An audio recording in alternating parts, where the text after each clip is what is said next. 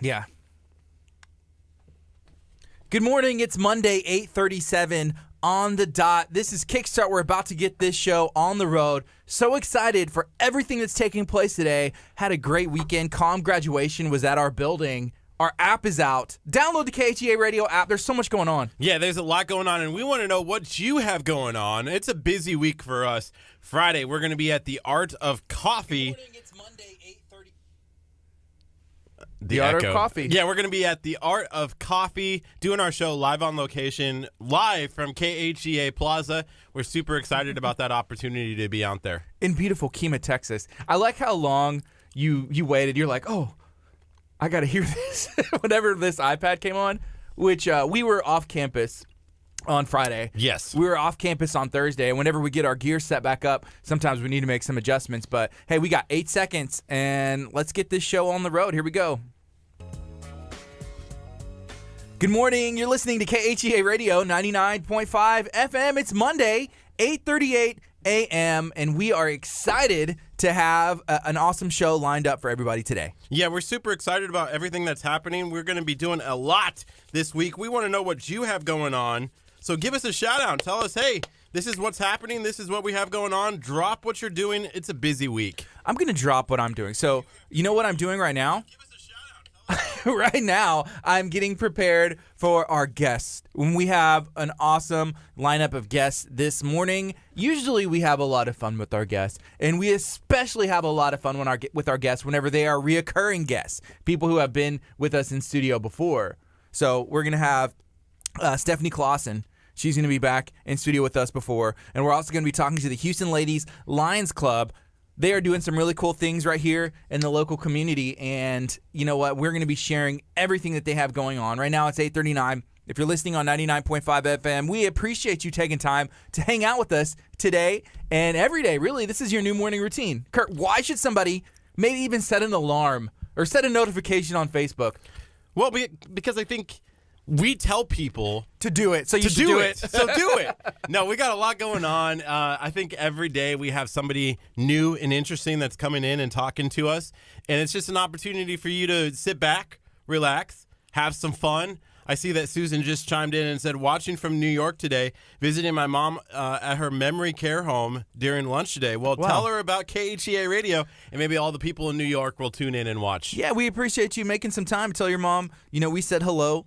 And it's always a good time whenever you get to make, a special trip to go visit family, people that you haven't seen in a while, and we appreciate you. I haven't taken a trip in a long time. Here we go again. Is it going to be one of those days? It's going to be one of those days where I ask Curt complained Monday. Gardy, He wants a vacation. can I potentially be allowed some vacation time to take a trip? You know what? I've been tossing this in my head for a while, Okay. and I may be able to give you a little bit of time. But I never want to hear vacation come out of your mouth again. So this is the one time. We worked together for 20 years. Yes. Yeah, I've been doing this show for 20 years, and I only got one vacation out of it. Yes, that's correct. Hey, so my wife texted me, and I had mentioned something to her earlier. Okay. About potentially coming in. So she may be able to come at 9:30 if we can have somebody come and watch my daughter, River, so that way she doesn't end up being a camera operator in studio. All of our cameras instantly fall over. If my daughter walked in studio, she'd be like, But people want to see your daughter. yeah, she would be able to be seen, but then she would literally knock every camera over. I'm not joking. She would. It would be entertaining. It would be hilarious. And then our show would be over. It's like, well, all Okay. our stuff instantly died. So do you remember, though? She was in here, but she was a much younger Child, human being. Oh, you're going to call her, yeah. I didn't know what I was going to say. Like, When I was a kid, baby? She was a much younger baby? When I was a kid, I thought I was human being. Was I the only one like beans and rice? I'm a human being. No, but it's beans. Humans? Like a kid. When I was a kid, I was like, oh yeah, human being. Okay, can we talk about this for 2 seconds? Please. I saw a comment the other day on an Instagram photo, and they said, you look out of this world. Okay. Like, people in this world look bad? Like, the only way to look amazing is to be out of this world? And I was No. like, this is the weirdest compliment to give somebody. Like, you look out of this world. I think it means you look like an angel. You look angelic. You look heavenly. If you think of like our world, and then you stand above it. So you are better looking than anything else on the planet out of this world is what it means. I would assume, but I could be wrong. It's 8:41. This is KHEARadio.com, 99.5 FM. I see Solion watching. Hey, congratulations on graduation coming up. Speaking of graduation, we had the College of the Mainland graduation in our facility here at KHEA Radio. Yeah, they announced, and Abundant Life. They announced the second ever Com Scholar, which was kind of cool. There were over 930-something students in our building on Saturday walking across the stage. There were people who were in high school. There were some, I think the average age that Dr. Nichols talked about was 28 that was walking across the stage. Mm-hmm. That's awesome. So that means that there's a wide range of students. I think they said there was about 67 that are over the age of 45. And that is awesome. You know, for different reasons, people choose to go back to school. I encourage you, if you ever have the itch to learn, and maybe even not even get a degree, but take a couple classes. Like you want to take a music class, a singing class, maybe a theater class. Why not explore that? You know, this summer, there's a lot of different programs that I've seen for kids. You know, if you have kids and they are looking for summer programs, man, explore College in the Mainland. I know at Abundant Life Christian School, there's some summer camps where they're going to be touching on fun items and also like learning music and other things. It's a great opportunity for your kid to explore even martial arts, like activities to stay active, like tumbling. I see Amanda Perez was on. I know she works at a gym in Santa Fe, you know, with tumbling. That's something that my wife mentioned to me. She's like, man, I need to go to this gym that's close to our house and see about getting River in some active, you know, tumbling classes so that way she can have fun, get activities out, and then it may spark an interest that lasts with them forever. Yeah, it's are you of the persuasion, though, that school needs to happen year-round? No. Okay, because it's kind of what it is. Like summer camp is an opportunity for kids to stay in school, right? And like learn something. It might be something different. It depends on what kind of summer camp. I saw that the Texas City Theater Department is doing a summer camp for, you know, it's less than $100, right? You can enter your kids and they're going to put on a performance, a theater performance of Trolls. So I thought that was cool. Excuse me. It's like elementary age kids, and they're going to be able to pursue acting taught by high school kids and put on the movie Trolls like as a play. That's an awesome like idea to do. Yeah. You know, we used to in college, we didn't have classes during January, and they had specific due to snow. Well, usually they called it like a winter break. So you would because it was going to be snowy, I'm guessing, right? Yeah, but then they said, "Well, why are we taking a whole month of January off? Like that's so weird, you know?" Yeah. And so the school came up with this thing called J-term. It was a January class. It was 3 weeks long. You would go to class from 9 a.m. to 12 a.m. or 12 p.m. Sorry, so like noon. And you would do things like stuff out of the ordinary. Like some students actually took like a trip, you know, but it was part of a class. Or like I think one year I took a sports writing class, and so I learned how to like cover sporting events. And nice. There was like a Seinfeld class where you actually like studied communication inside of Seinfeld, and so you watched Seinfeld all day. Learn knock jokes. Yeah, it was a lot of fun to do something unique, and I think there's a lot of things this summer that students can do for that. I thought of something awesome for people to do this summer. It could be a child, a teenager, it could be an adult, and it could especially be Curt. But I see Josh Altumon, an MMA fighter from Texas City, doing some really big things. He's undefeated. I know he has a match coming up. I believe it's out of state, but have you ever considered, Curt, doing MMA training?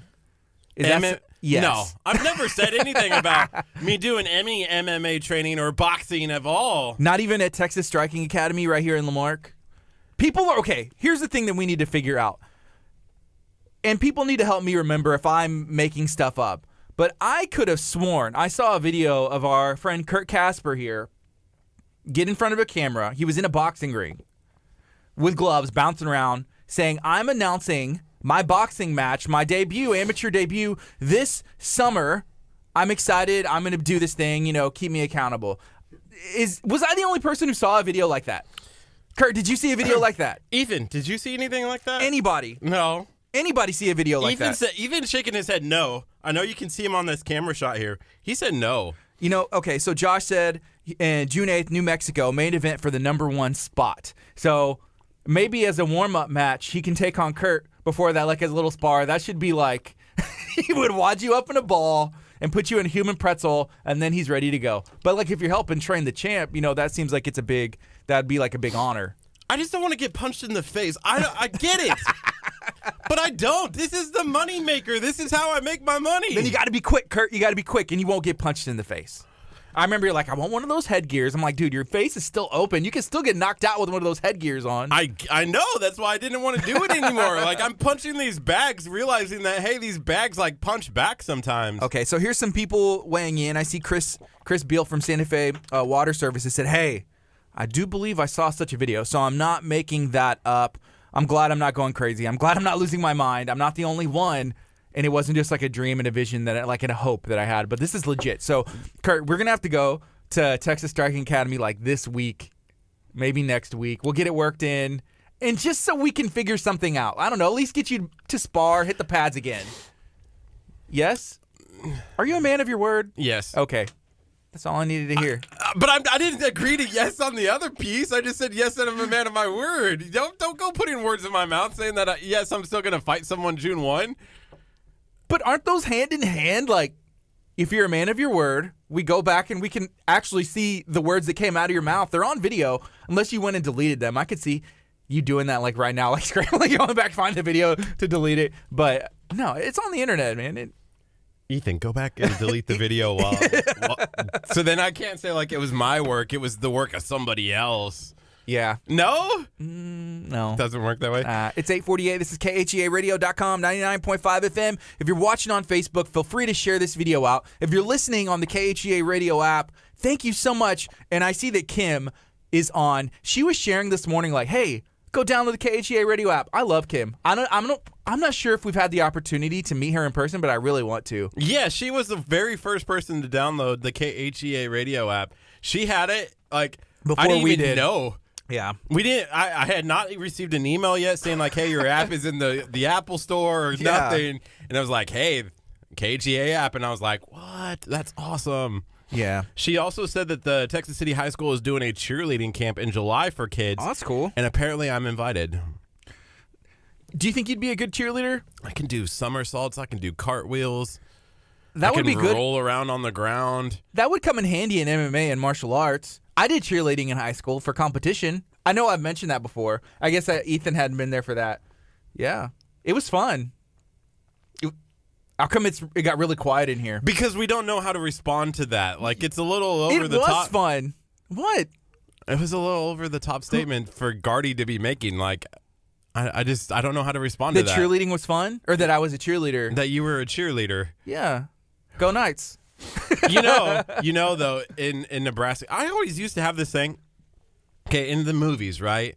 When you're looking at the movies, it's always like the cheerleaders are with the jocks, right? Like the captain of the football team is dating the captain of the cheerleading squad, right? And I don't know if it was just my high school or if it's just like every high school, but everybody hated the cheerleaders in my high school. What? Yes, just like straight up like guys and girls? Yes, like nobody liked the cheerleaders.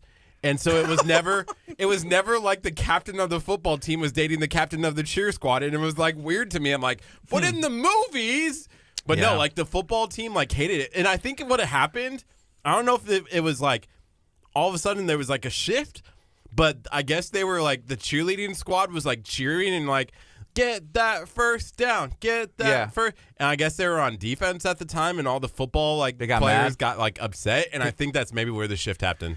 That's weird. So, but also, your high school was like bizarro world because you've told me some things about it, and it just doesn't make sense. And you didn't go to a typical high school, did you? Yes, it was a public high school. But you told me, high school. You told me like, but yeah, I was one of the cool kids, and everybody knew me. I was like popular, and I'm like, this doesn't make any sense. Everybody hates the cheerleaders. Everybody loves the captain of the debate team. It's like bizarro world. Like, what's going on? Whoa. I didn't say I was the most popular kid in school. You said you were popular, and everybody knew who you were. Yes, I was popular. Everybody knew who I was. Yes. I stand by that statement. But I feel like so popular means they like you too. Okay, maybe there was the jocks, and then there were the wannabe jocks, and I was in the class of like the wannabe jocks. And then it was like the debate kids. Because I dabbled in both. You know, I was a football star and a debate star. You know? Like I did Football star. everything. I sang in the choir. I was in swing choir. You know, like I have did. a question and Yes. some clarification. So how could a football star be a wannabe jock? I feel like there's a little bit of Because I wasn't like on the varsity squad. I was on the JV squad. You were the JV star. Okay, I got you. Until I blew out my knee and had to look at the cameras. Yeah. Okay, fair enough. Bizarro High School Bizarro in high Lexington, Nebraska. I wonder if it's Lexington, selected. Nebraska is the greatest city In ever. Nebraska. In Nebraska. So I was talking to somebody the other day, and I was like, yeah, Dickinson's a pretty big city. And they go, Dickinson is a big city? Because I went to the city council meeting last week, and they didn't have any plugins for cameras. Usually, like in Nebraska. Power? Well, sound. Like audio. Usually you can take like an XLR cable and plug it into a wall socket, and then you get the sound from everything. Okay. And in every like major city in Nebraska, including Lexington, they have that there. And so I said, yeah, how come Dickinson, which is a major city, doesn't have a plug-in? And they go, Dickinson, a major city? Ha, ha, ha. But in Nebraska, Dickinson would be one of the bigger cities in Nebraska. Yeah. Lamarck would be like huge. Really? Yeah, Lamarck would be one of the like Class A schools. Like it would be up there with like Kearney. Like Kearney. Lamarck has about 13,000, 15,000. Yeah, it's bigger than my hometown. But I think, to be fair, I don't think.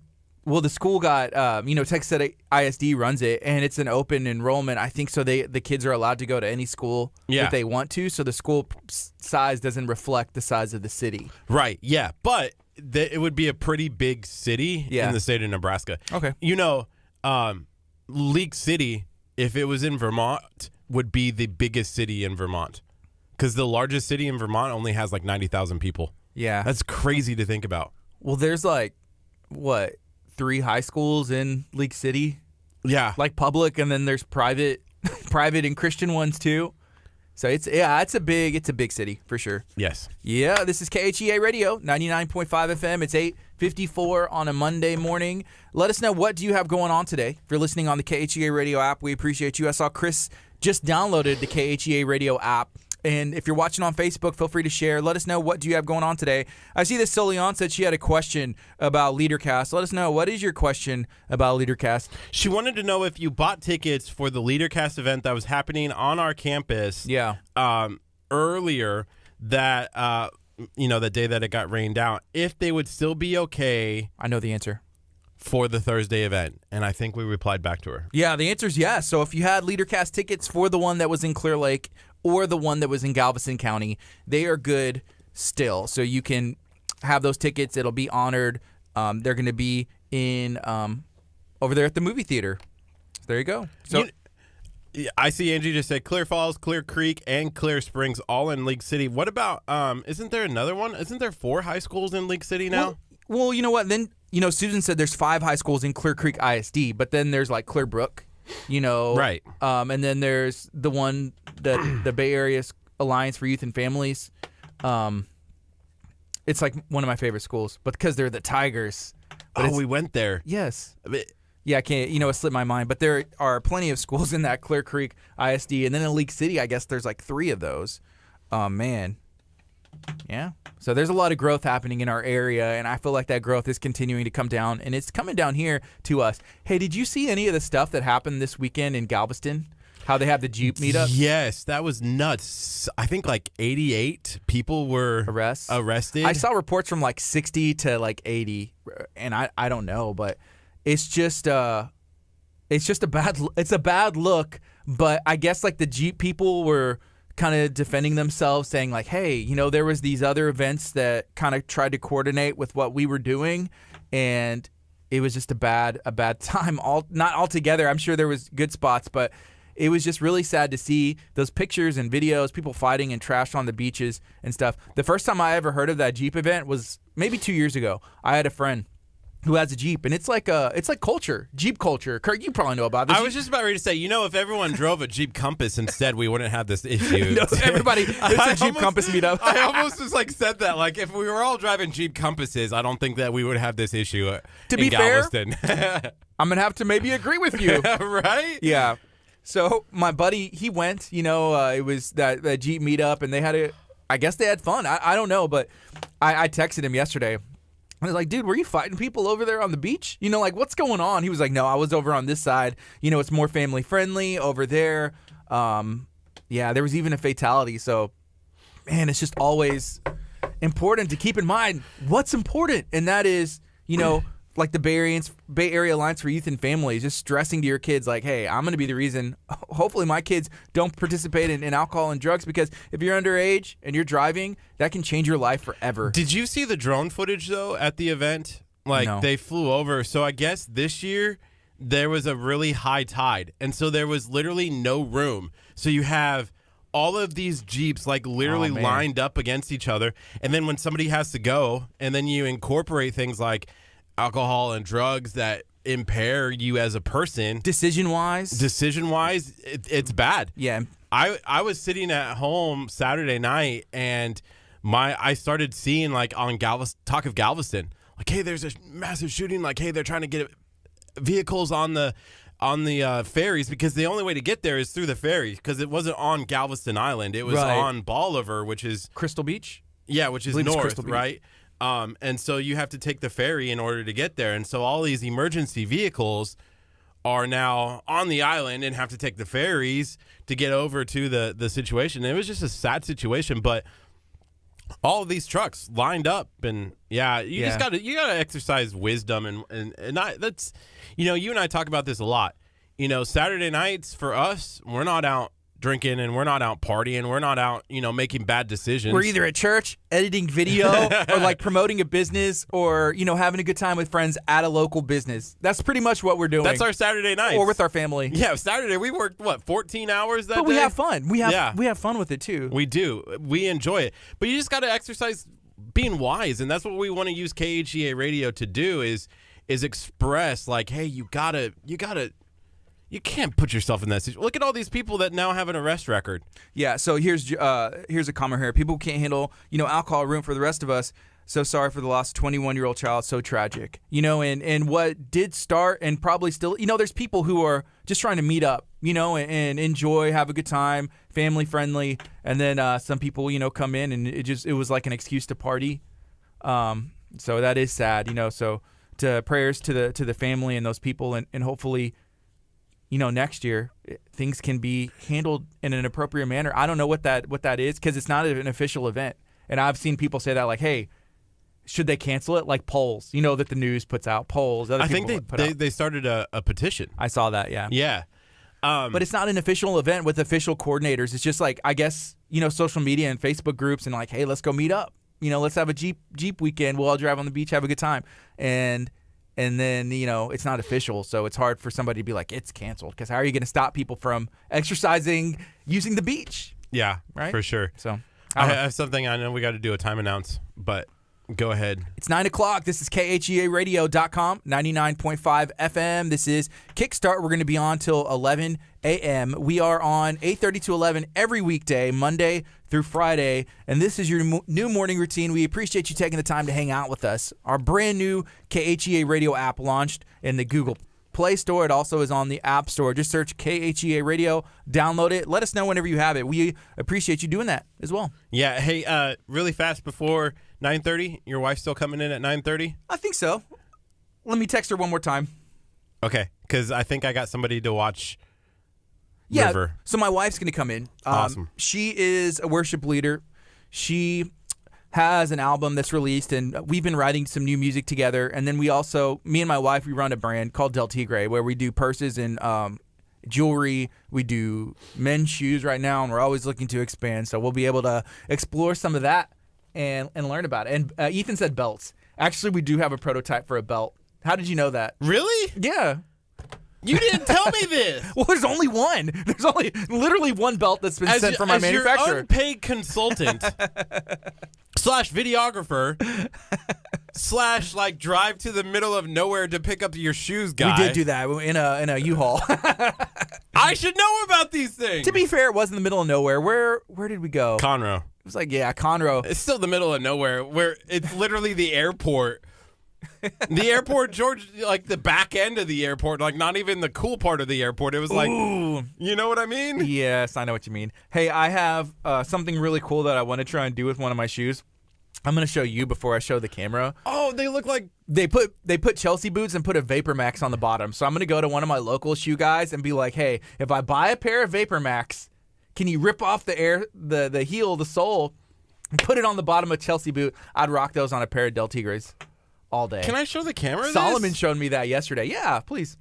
Oh, dude. So that's like a custom thing. I'm gonna try and do that with some of my Del Tigre Chelsea boots. I should have wore some. Hey, I got to be careful. You can see your other. There we My go. other pictures. Your other pictures. What was that? I don't know. I just don't want to be like. I think it was like the Santa Fe Strong stuff. Yeah. All clear, but I've always wondered that. Like I hang my camera up, I'm like, What else do they see on your phone? What else do they see on my phone? There, you get a notification like, Wow. you know. Yeah, Candace said that she just downloaded the KHEA radio app. Hey, So- we appreciate you doing that, Candace. Hey, speaking of it's not done yet. Speaking of the Santa Fe Strong, post, we had put one up, and obviously, Saturday we were, we took time, and reflected, and then on Friday we were a part of a couple of, ceremonies and just to see how our community kind of came together, and it was really cool to see. One of the things that I enjoyed was just seeing some of those pictures and memories and people reflect. Even the Houston Rockets posted something, and I saw this photo, and I'm zoomed in on this right now. So this is Tillman Fertitta. He's the owner of the Houston Rockets, and if you look in the background, you see Layla Butler, which is Angie Butler's daughter. So last year they invited some of the Santa Fe students after the tragedy that happened. I didn't know that Layla was a part of that group. I remember that night because they actually, the entire seniors were able to go on a bus at that time and go to the Rockets game for free. And I think they had an entire section to themselves. And, oh, that's cool. You see, that was a post, and I saw her there, and it was on the Rockets Instagram. So I had screenshot it, and I had sent it to Angie Butler. She's over at Legacy Collision, which is one of our partners right down the street, right? On 2004. We need to get back over to Legacy Collision. We haven't been there since we did our show live. They could fix your car. I know. There's always something that can be just fixed, upgraded. I ran into something the other day on the interstate. What? I don't know. It was like this big white box or something, and I hit it, and it's like got white stuff all over my Ethan's like, how do you do that? How do you do that? I didn't see it. How do you not see a big white box? Just your description alone. Yes. I feel like it should be noticeable. Yes. Yes. Okay. Hey, I wanted to go back. No, go ahead. I'm sorry. Go ahead. No, please, by all means. My topic would take us away from this. So if you wanted to read her comment, that would be great. Well, I'm either going to take a break. I'm probably going to take a break anyway. This is KHEA Radio 99.5 FM. All right, Facebook. What's up, fan? I didn't see that you were looking over at the comment. It's my fault. My fault. I'll take the blame for it. You know the other shot I haven't used? Well, I was going to bring up with our conversation earlier that we were having about like being wise in your decisions and everything else, related to the Jeep event. There was I saw the other day at Walmart, it is now you have to be 21 years old in order to buy cigarettes at Walmart. So it's not the law change, it's a Walmart rule change? It's a Walmart rule change that they said, hey, we're not going to sell to anyone until you're 21. I feel like, wow. I guess you're allowed to do that. I could see like a lawsuit being like, I want to buy my cigarettes at Walmart. But it's their business, Like if we wanted to do something as KHEA Radio, we can do it. It's our business. It's our property. Like that's our place. I don't know. Yeah, if you're gonna do it, is that considered like discrimination towards a certain group of people? 18 to 20-year-olds. Ethan, do you have something to weigh in on? Oh, I was just gonna say that you have to be 18 to buy super glue too, and it's awful because I always need it. But is super glue a law? Like, is that like a law? I think so. Do people sniff that or something, or what would they do? Like pranks? Yeah, I think people sniff it, which is that's bad, but that's weird. I have projects of my own that require it, so. Like what? Like fixing picture frames. I don't know. You don't have to always need it. My life. Mind your business. Okay, that's fair. Good morning, guys. Busy week for this warrior mom. PTA meeting, voter registration at Lamarck High School, and other community meetings. That's awesome. Busy. Really confused by the LMHS. Lamarck High School. Because it was Lexington Middle School and Lexington High School. And so it was like Lexington LMS, Middle LHS. And so I was like, what? That's weird. Like Lexington Middle School, High School. Lexington Middle. Just got it. The things that entertain us, right? Yeah. Oh, and CVS says they no longer sell cigarettes anymore, period. Yeah, I've seen that. They actually, at the front, now they have the patches. So Angie Butler said that they no longer sell it. I think you have a right as a business owner to decide what you're going to sell and what you don't sell, right? Yeah, I would think so. Yeah, but like if you take cigarettes away altogether, but I guess why did Walmart? They could, obviously, I don't know the rules, the legalities of it. We probably shouldn't even be talking about this. But if you're gonna make a stance and be like, hey, I don't want those 18 and 20-year-olds, why stop there? Like just go all out. Take them all out. I also think it's weird. You know where gas stations, like if you're talking about like gas stations making money, do you know where gas stations make their money? I'm gonna say they make their money on okay, it's not on gas. Nope. It's everything else on the inside because, like, if you buy a gallon of milk at the gas station, if you buy eggs at the gas station, it's a convenience fee, I'm guessing, because the markups are huge. So I'm guessing it's on beer and alcohol. Yeah, and cigarettes and lottery. Mm-hmm. Those are the three big things. And I think, it stinks, but that's where they're going to keep making their money on. And I disagree with that. I think, I don't know. It's just weird to me. Interesting. Here's a question. What are you guys up to this week? What giveaways can we expect? Well, good thing you asked. On Thursday, we are announcing the winners of the Sloppy Nicks giveaway. And then next Friday, the 31st, we are going to be live at Bayshore Grill starting at 7 o'clock. We're going to be announcing the winners of the cruise giveaway. Who's coming with us? Who's going to be at Bayshore Grill with us? We want you there. Please come. Mandolin, come hang out with us. Angie, if you can, bring the fam. It's a great place. It's family friendly. There's even pool tables, shuffleboard. It's going to be, a great time. We are also going to be broadcasting live on our Facebook page. We're going to be broadcasting over the FM at 99.5 FM and on KHEAradio.com. We're going to be live in our app as well, announcing those winners. So it's going to be an awesome opportunity for you to see, hey, did my name get called? If you don't know what we're talking about, we're giving away a cruise. And that's courtesy of Karen and the team at Cruise Planners, Your Vacation Edge. It's our feature video on our page. All you have to do is like, share, and comment on that video, and you have a chance to win. Mm-hmm. Hey, I saw a post that Jennifer Fuller from Bay Area Houston Food Lovers, she put up. It was about working out, getting in shape, and she was going to start an Instagram account. Did you see that? No. Did you see her post? No? Okay. So she's starting an Instagram account, which I thought was really cool. And I'd been talking to you. I was like, man, we need to talk to these people. We need to get in the gym. I felt myself slip, here a bit this year. After we got done with our detox, I went out of town. And sometimes, like, little things like that can, like, throw off your routine. And so then after that, I had some weird stuff going on with my leg. Anyways, I was like, man, I need to start eating better. I need to start, working out harder, working out, regular. And so I had been trying to talk to you about some stuff, and I was like, Curt, can we get something? And you're like, I don't want to work out. I don't want to do that. I did see, and I'll tag him, Jonathan, remember? Yes, I do. At Sanctuary Gym? Yeah, him and Cassidy. They want us to come and do a challenge there. I'm down. We also have Sammy Grace Fitness. I'm down. We can do. Yes, I'm down for either. And I'm not. Yeah, I know. I realized that. And so I started talking to Jennifer, and I was like, hey, so what did you have planned? This and that. I'm trying to get Curt. He's not down. She's like, does he have to be there? I was like, no, he doesn't have to be anywhere, because I want to document.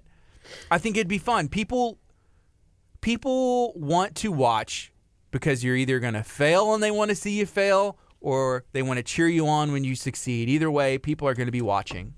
And I think that... Wait, is that why people tune in to watch yes. us? They want to see if we fail? Yeah, I think there are some people who do that, yes, right? Honestly, yes. Some people probably do, and that's fair. Either way, hey, you're watching, I guess, is better than not being watched at all, because what we're trying to do is spread, positivity. and spread some cool things happen in the community. I don't know if I'm one of those people that tune in to watch people fail. I'm being honest in this situation. I know you're going to say like, oh, but you talk about this all the time. No. I don't tune in to watch people fail. I maybe talk and hope that some people hope. do. Why would you hope anybody fails? Here's the thing. In my opinion, I think there's enough success to go around. And whenever somebody wants somebody to fail, like, what's the reason for it? What could be a reason that you possibly want somebody else to fail? Some people may be jealous. To bring me up, Not, maybe? Yeah, like you don't want to be, yeah. It elevates yourself or jealousy or there's some bad blood. I don't know. But, like, what a reason somebody would want somebody to fail. Either way, for the most part, I don't think they can be justified. No. Because there's enough success to go around. If you want to be like, man, I wish I could do that. Or, oh, I could have did that, But I think there's enough success. Even, radio stations, in business, like, bakeries, there's enough success to go around. There's enough people. There's like 100,000 people in Lake City, Texas. There's enough money to go around, too. Everybody can be successful. That's not true. Oh. Because what's the formula for success? Money. Okay. Well, success is different. It means different things to different success people. Success spelled with dollar signs. Success spelled with dollar signs would be success to you. But success is also subjective. Right.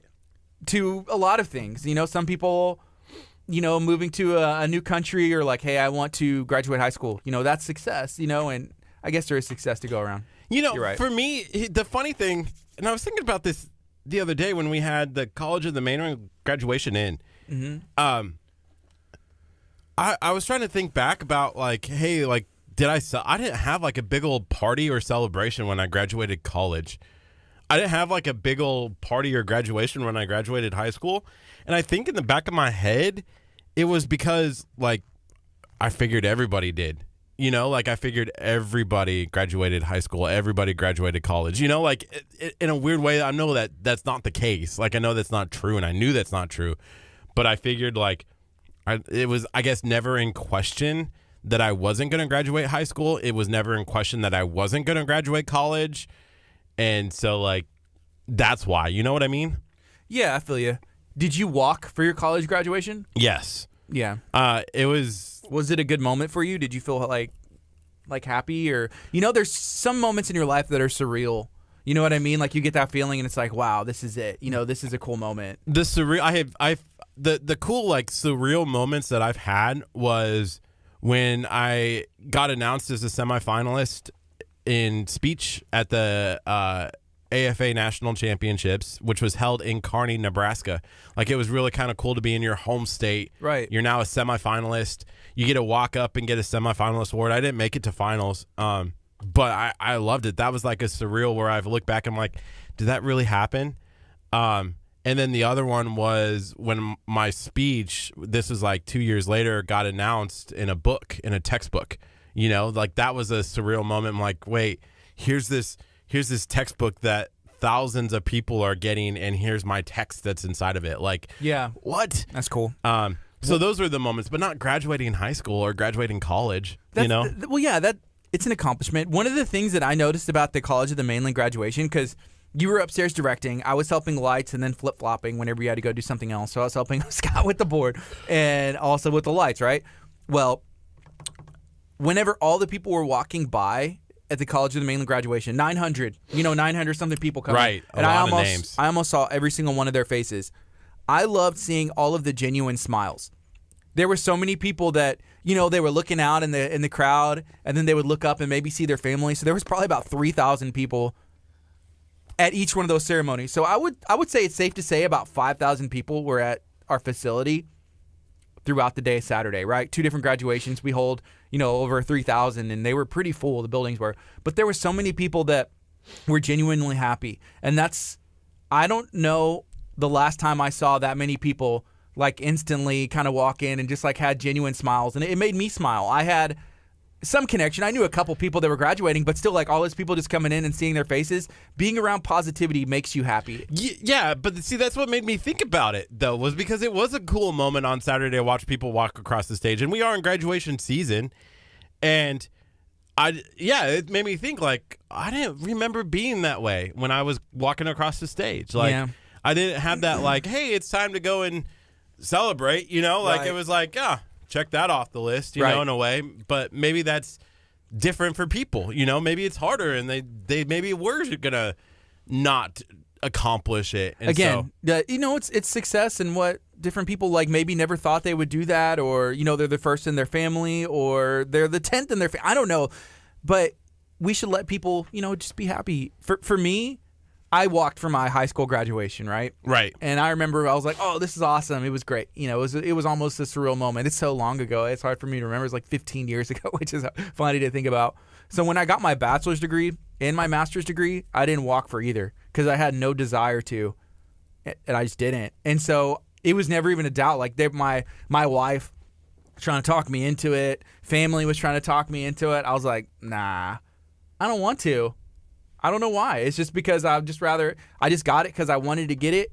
I had a goal like before I turned, so many years old that I wanted to have my master's degree. And it was a goal I kind of had for myself. I wasn't really doing it for anyone else. And then I was like, well, I don't.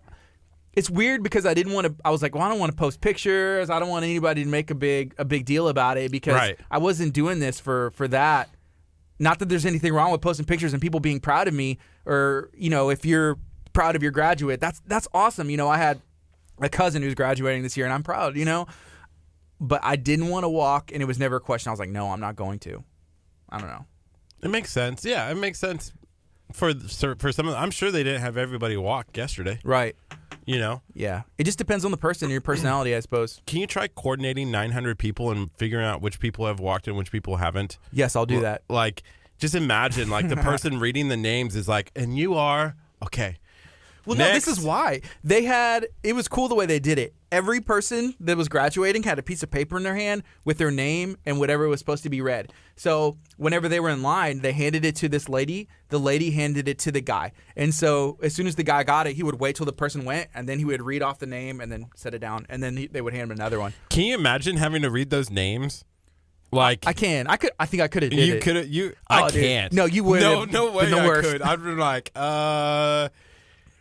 Gardy. Ethan Toad Rank, graduating with a Associates of Arts degree in coffee getting. Hey, thanks, Ethan. So, I think I could have did it. First degree ever. Ethan, smile for the cam. Ethan, Move the camera. Ethan, get this swipe so people can see what's going on in here. I have it on the wide angle. Hey, I was gonna say something. Oh, does Ethan get a walk? The coffee's hot. Ethan, do you walk for your graduation being homeschooled? No? He said no. Hey, will you pan slow? You're getting everybody dizzy. Everybody dizzy. Okay, I actually like faster. that camera shot. Zoom in on that. No, I'm just kidding. Don't zoom in. But you can see our KHEA radio check from our good friends at Furniture Zone. Shout out to Furniture Zone. We decided to try something new. The people who are usually here at the church aren't here right now, so we commandeered some gear that they aren't using right now, and we're just trying to see how it works. So this action shot, Ethan. Okay, Ethan, go back and stop. I like the shot where it was. Ethan, he can't see. Right there. All right, guys. Behind the scenes stuff. Hey, do you want to go on the FM and tease your wife coming at 9:30? Why would I want to make fun and tease my wife? That's really mean. That's not what I'm. That's exactly tease what that you your meant. wife is coming in. Yeah. Like, Tracy said we should plan a graduation wall. I'm down to plan. I love planning stuff. what's a graduation wall? I don't know, but I'm down. Gardy, you can't just start agreeing to things. It sounds awesome. A graduation wall. I'm seeing like a wall of just graduates on there, like pictures and stuff. So my girlfriend. Oh, we should plan a graduation walk for Ethan. That makes more sense. Ethan, when do you graduate? High school or the 11th grade? I don't. Both. You don't graduate the 11th grade. Oh, See? my gosh. Okay, then I don't graduate until next year. You just got held back for that comment. And fired. Oh, man. Yeah, Ethan, you do rock. Robin said Ethan rocks. But you need to have. Yeah, thank you, by the way, for holding that cruise giveaway sign the other day. That was awesome. Ooh, you did good. While I was on pain medication for wisdom teeth, okay.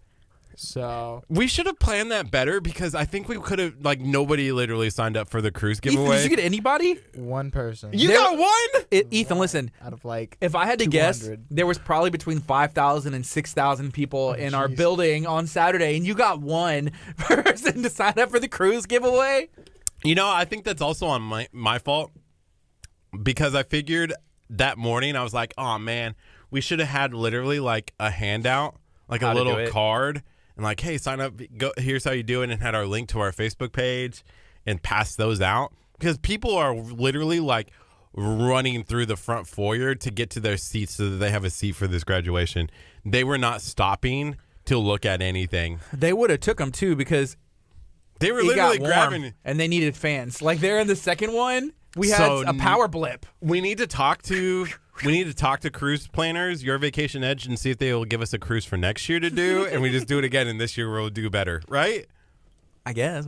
What are we gonna do? We need to get on the car, Give away a car. give away a car. Yeah. My car's almost paid off. I can almost like Give it afford away? to give away the Jeep Compass. Give it away, and you just finance the new one. I feel like we can find a deal. Legacy Collision probably has people that come in. We're like, it was only wrecked one time, but Legacy Collision fixed it so good, and we're going to give it away. We're going to give this one away. Very, slightly used. Slightly wrecked. It doesn't have air conditioning anymore. Your AC went out? Yes. Ooh, that means it's time for a new one.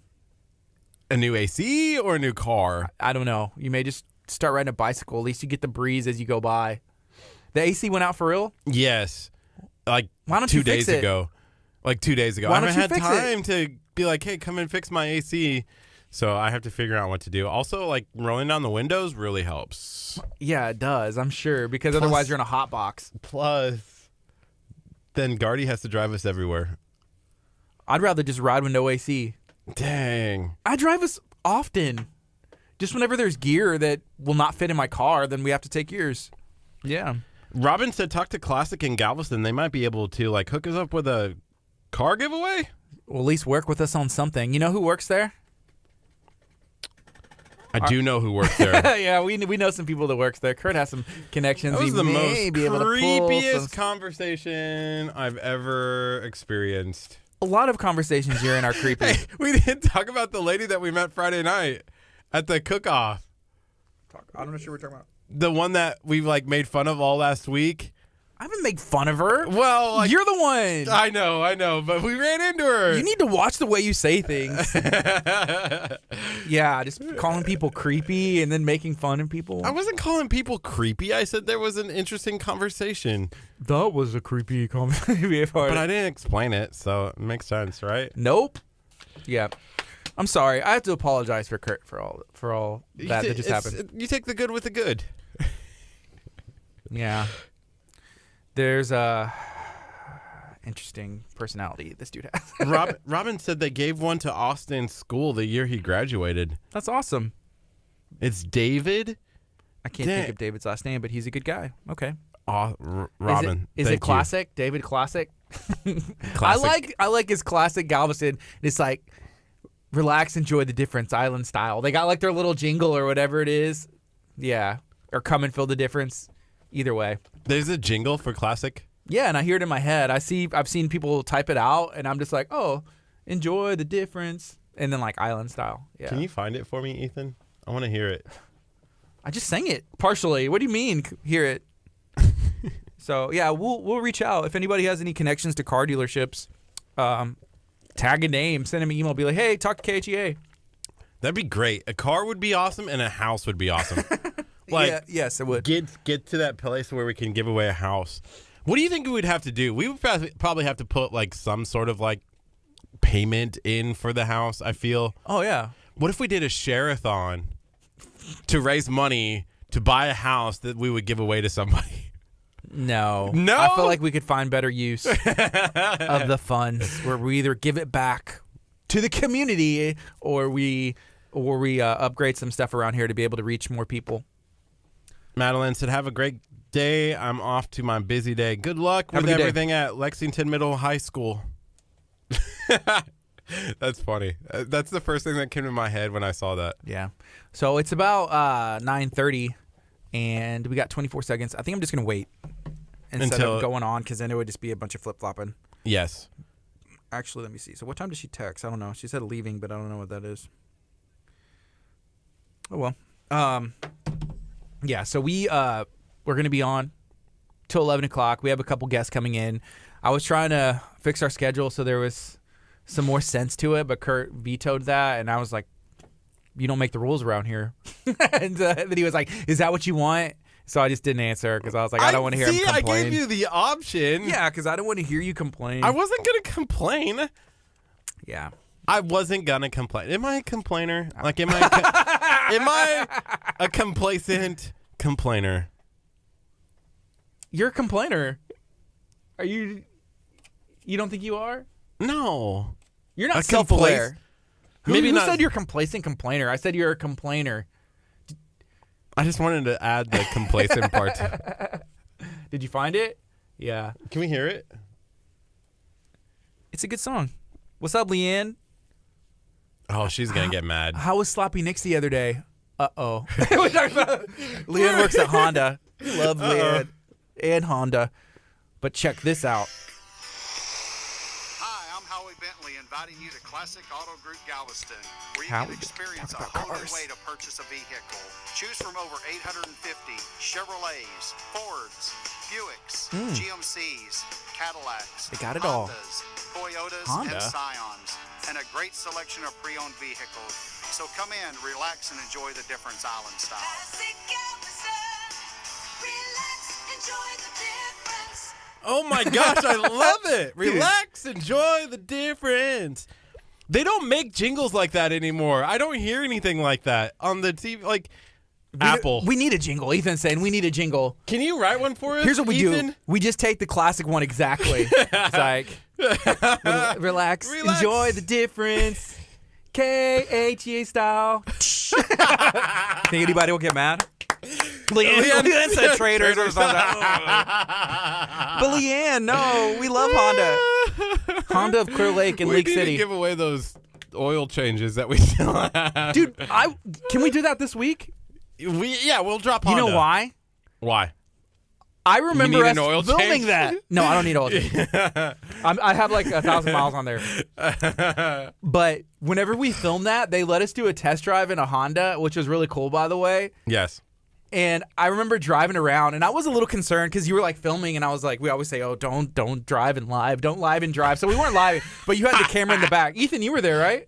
Yeah. So Ethan was in the car, Curt was in the car, and we had these oil change like certificates that they gave us, and I was driving, but then I stopped and turned around and did a film thing, and I was like, "Yeah," and I just like threw them up in the air. Do you remember that? Yes, I do. was so excited. I like was over the top, just going nuts, but.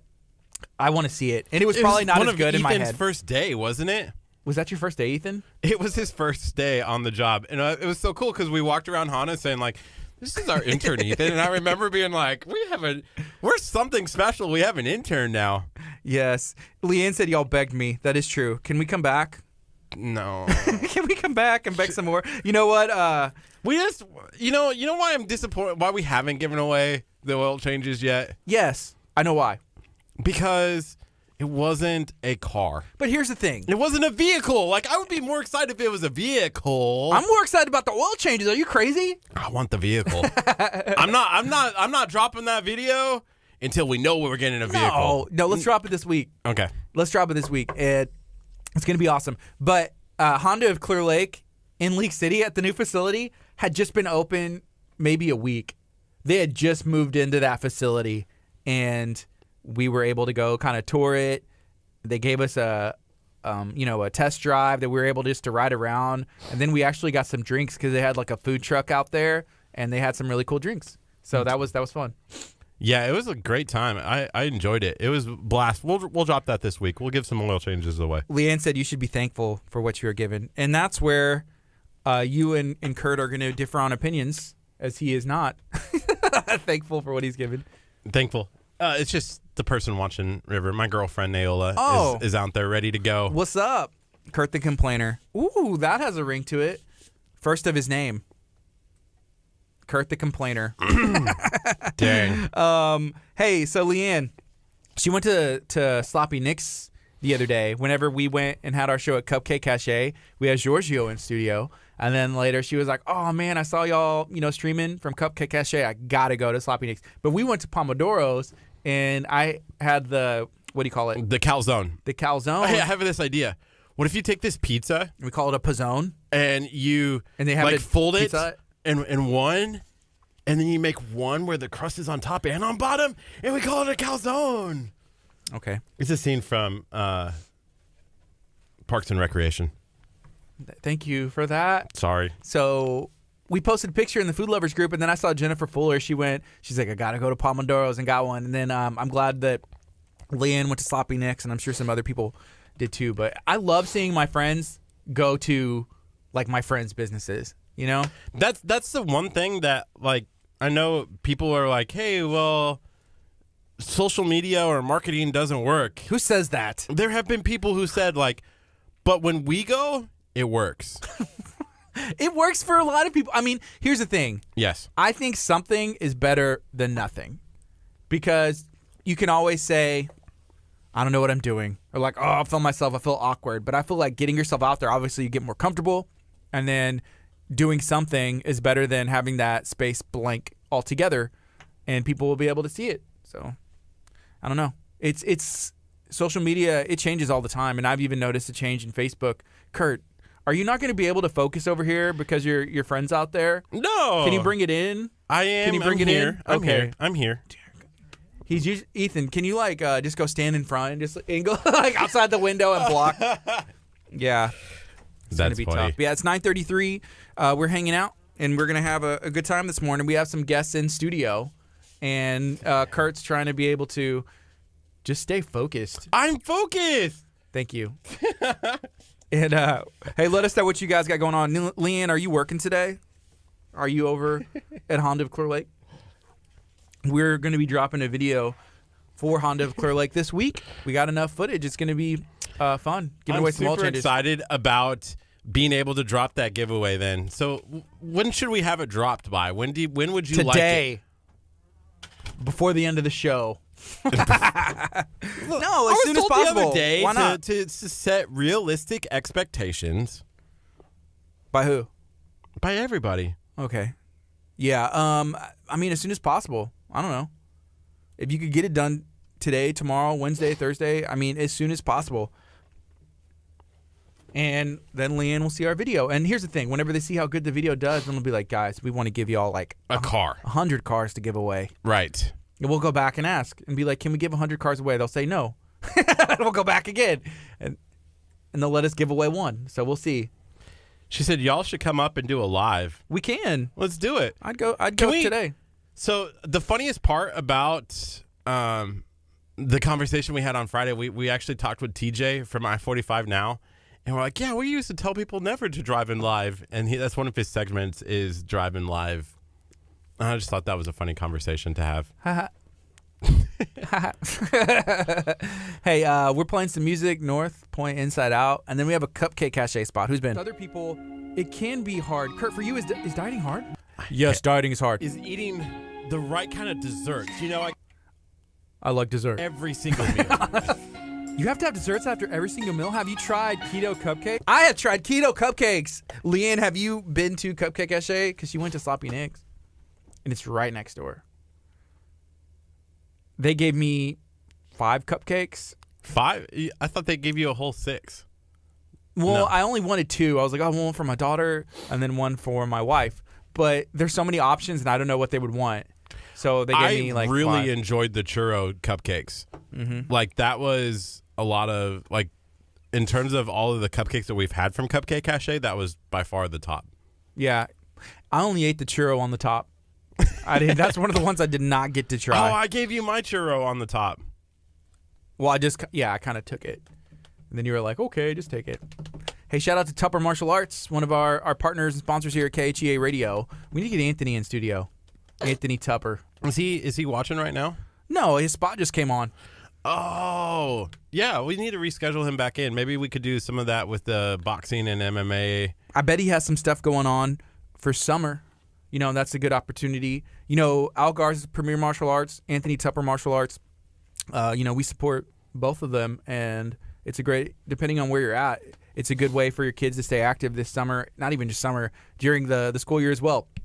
Kind of learn discipline, focus, and then also it gives them goals, which is really cool. When are we going to have Kellen go back to Premier Martial Arts? Is that coming up?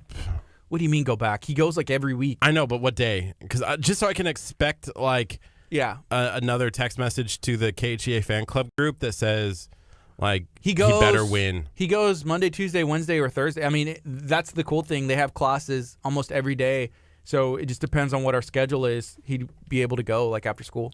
Yeah. So I don't know what day he's going. Could be today. Could be tomorrow. Could be Thursday. So you'll find out. Okay. I just need some expectations of when I'm gonna get that text and says, "Hey." Just talk to Grandmaster Garza and be like, "Hey, Kellen has really been working hard," and just make sure he gets it, and you won't ever have to hear me again. Okay, I will do that. I will make sure. But then if you win one, he's gonna get addicted to it, right? He would just be so happy. I remember he won. He placed in the costume contest for Hallelujah Harvest, our fall harvest festival, and he was so happy. Yeah, because I feel like it's one of those situations where it's like if you give a mouse a cookie, he's going to want a glass of milk. That's you. Please don't compare my child to a mouse. I'm offended. Yeah, so Jen, you can see here, just scoot that. Yeah, just scoot it back and then adjust the mic as you want to. So, hey, this is KHEA Radio. We're about to go live on the FM as well. We have about 2 minutes. My wife is in studio. Her name is Jennifer, and she is going to be talking about a bunch of stuff going on. Hey, something cool that's happening. So there's going to be an event at Whiskey Cake, and our brand, Del Tigre, we're going to be there. So we're going to have a vendor table set up. I'm excited because, Baybrook Mall has grown so much, and it's going to be nuts. So being outside of Whiskey Cake, think about all the traffic. So there's going to be a lot of people that hopefully discover our brand, Del Tigre, and what we have to offer. So, hey, yep. How you doing? I'm doing good. Thanks for having me today. All right. Let's see. Ethan, can you update the description and put at Del Tigre in there? Thank you so much. Did you share it? Trying to figure out my hair situation with these headphones. Yeah, mine too. I know, right? The curly girl problems, curly boy. I got the curly. I'm using the curly girl method. You much are if you use my shampoo. So. No, I use the Suave. That's not in the curly girl method, is it? It is. Well, I guess so. I mean, all that means is like silicone-free, sulfate-free, paraben-free. I think. It's not money free. It's not money free. I mean, it's not expensive. Suave's. I know the reason I like it is because you can get the big bottles from like Target or Walmart. You're never gonna run out. Expensive. Yeah, and the conditioner lasts forever, literally forever, because it's like boop, just a little drop to do you. But hey, let us know if you're watching on Facebook. What's up? We got 35 seconds, and we're gonna get it going. Keep talking about everything, but yeah, we're gonna be talking about Del Tigre, probably some worship music at Abundant Life, and just whatever else comes up. Awesome. We were talking to Leanne, so she's here, but she's at work today at Honda. But we're going to try and drop that Honda Clear Lake video that we filmed on Ethan's first day. Is she in it? I wish she was. No, she's not. Man. I don't. That's the Ouch. worst. But She's worked there like her whole life. yeah. Good morning. You're listening to KHEA Radio 99.5 FM. This is Kickstart. I'm Gardy. And I'm Curt. It's 9:40 a.m. We're hanging out here in the KHEA Radio studios. It's open for sponsorship. Somebody hit us up. Dang. Maybe it could be the Honda of Clear Lake Studios. I don't know. We were talking to our friend Leanne. She actually works here on Friday nights as the DJ. That's true. So we need to get her back in studio maybe during Kickstart whenever she has time. But we're going to be dropping a video for Honda of Clear Lake where we're giving some stuff away. It could be a car. It could be oil changes. One of those two. Repair. It could be service. I don't know. But you're going to have to stay tuned to KHEA Radio's Facebook page to see what it is. I know you're going to like it. So stay tuned. But we have a special guest in studio. I'm going to let you introduce yourself. What's your name? I am Jennifer Garcia. Happy to be here today. All right. Well, I'm glad that you're here. This is my wife. So, Yes. Jennifer, we've been married for how long? 5 years. And Are you testing her? It is a test, and it's early. have they been happy years? Yes. I think it's funny whenever someone says, I've been married for 3 happy years. Yeah. 3 out of the 5, you know. The off other two and on, we're off not and going to on. talk about. No. Yeah, so this is my wife in studio. We've been married for 5 years. Our anniversary just happened. Yeah, May 3rd. We just came through that. It was fun. We spent some time in Galveston, and it was nice. Yeah. Usually in the past, we've gone to like New York or California or For 4 something. kids. 4 kids. Yeah, but this time it was nice to just be close to home. And then we got to go to an event right after we got back to the mainland. Ah, yeah. And At Bayshore Grill. Yeah, for the radio. So that was kind of fun to be able to do both those things in one weekend. Yeah, Curt didn't go. He was supposed to. Shameful. I didn't know that this was a girl Curt interviewed too. On top of this, You should know if I'm here. It's that You grill know, life. when Gardy asked me this morning, I almost said, like, well, if Curt argues with everything that I say, just I'm either never going to come back or know that I'm going to call him out on it. you If know, they- I appreciate you. Okay, if we're talking about like worship music and it turns into a controversial, like It back may. and forth, yeah, No, I'm gonna be on my best behavior I today appreciate that. for 18 minutes. Yeah, I'm Controversial not here Curt. very long. Mm-hmm. Curt, sometimes he lives in his own world, Curt's world, you know, party time. Yes, And the rest of us live in our world. The real one. I wear the Del Tigre boots, That's, That's true. nice. right? Like, see, And you've bought jewelry before, and that you were very supportive, and we try to support you too. And sometimes our support is like the call out. You know, wow. it's the check. Okay, so we won't talk about anything controversial, like, you know, what is our favorite worship songs, and we'll just leave it at that. You know, Fine. Dr. Chapa asked us in a group text, me and Curt, the other day, what's your favorite worship song? And I was like, that's like impossible for me. Yeah. There's so many, and so Why did he ask it? I don't Just know. curious. I'm gonna ask him tomorrow. He Yeah. didn't clarify. Curt didn't answer. He ignored him. I Is it said like a nutritional reason? Like, is Maybe. there some sort of psychiatry behind it? I told him I like Bethel, and he was like, "But which song?" And I didn't answer because I was like, I don't know. I was thinking. Let's I was see. trying to think. It's seasonal for me. I mean, because Right. there's so much new material. Man, right now, I really like the one that we did last Wednesday with Scott called "What You Said." Yeah. That's a great song. He shared it with me a while back, and we weren't even planning to do it in the main service. And then, as we were meeting one day talking about the upcoming sets, I was like, we should definitely learn that song. It's a good song. It's a good one.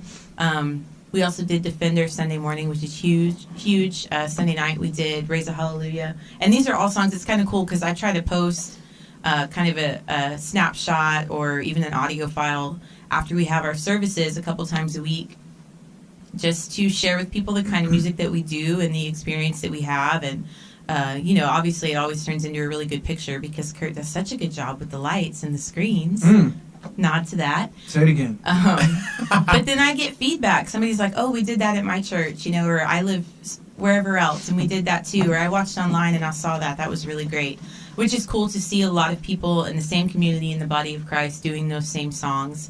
I mean, I think that's really the goal of those huge worship machines that put out all that music. Right. Is to provide something for churches to do with their congregations. And it makes me feel like, okay, we're on point, we're in the same stream as everybody else, which I don't want to necessarily be the same as everyone else, but I want to be doing what's in line with the move of God that's current right now. So that's kind of cool because I had that happen this morning. Somebody messaged me about the song Defender that we had done yesterday, that they had done it at their church, and they thought it was powerful too. Hey, so Monica Ware, she said, hey, I love Elevation Worship. Right now, my fave is Do It Again, which is a great song. Do It Again, a great song, yeah. Elevation has some cool tunes. They put out a lot of music. It's They almost do. hard to get through it all if you don't have a lot of time to sit and listen. Yeah. But yeah, I know Curt likes Elevation a lot. Ethan, do you like Elevation? Nice. Oh, Ethan, do you have a mic? Yeah, he has a mic over there. I had him on and everything. I have a mic.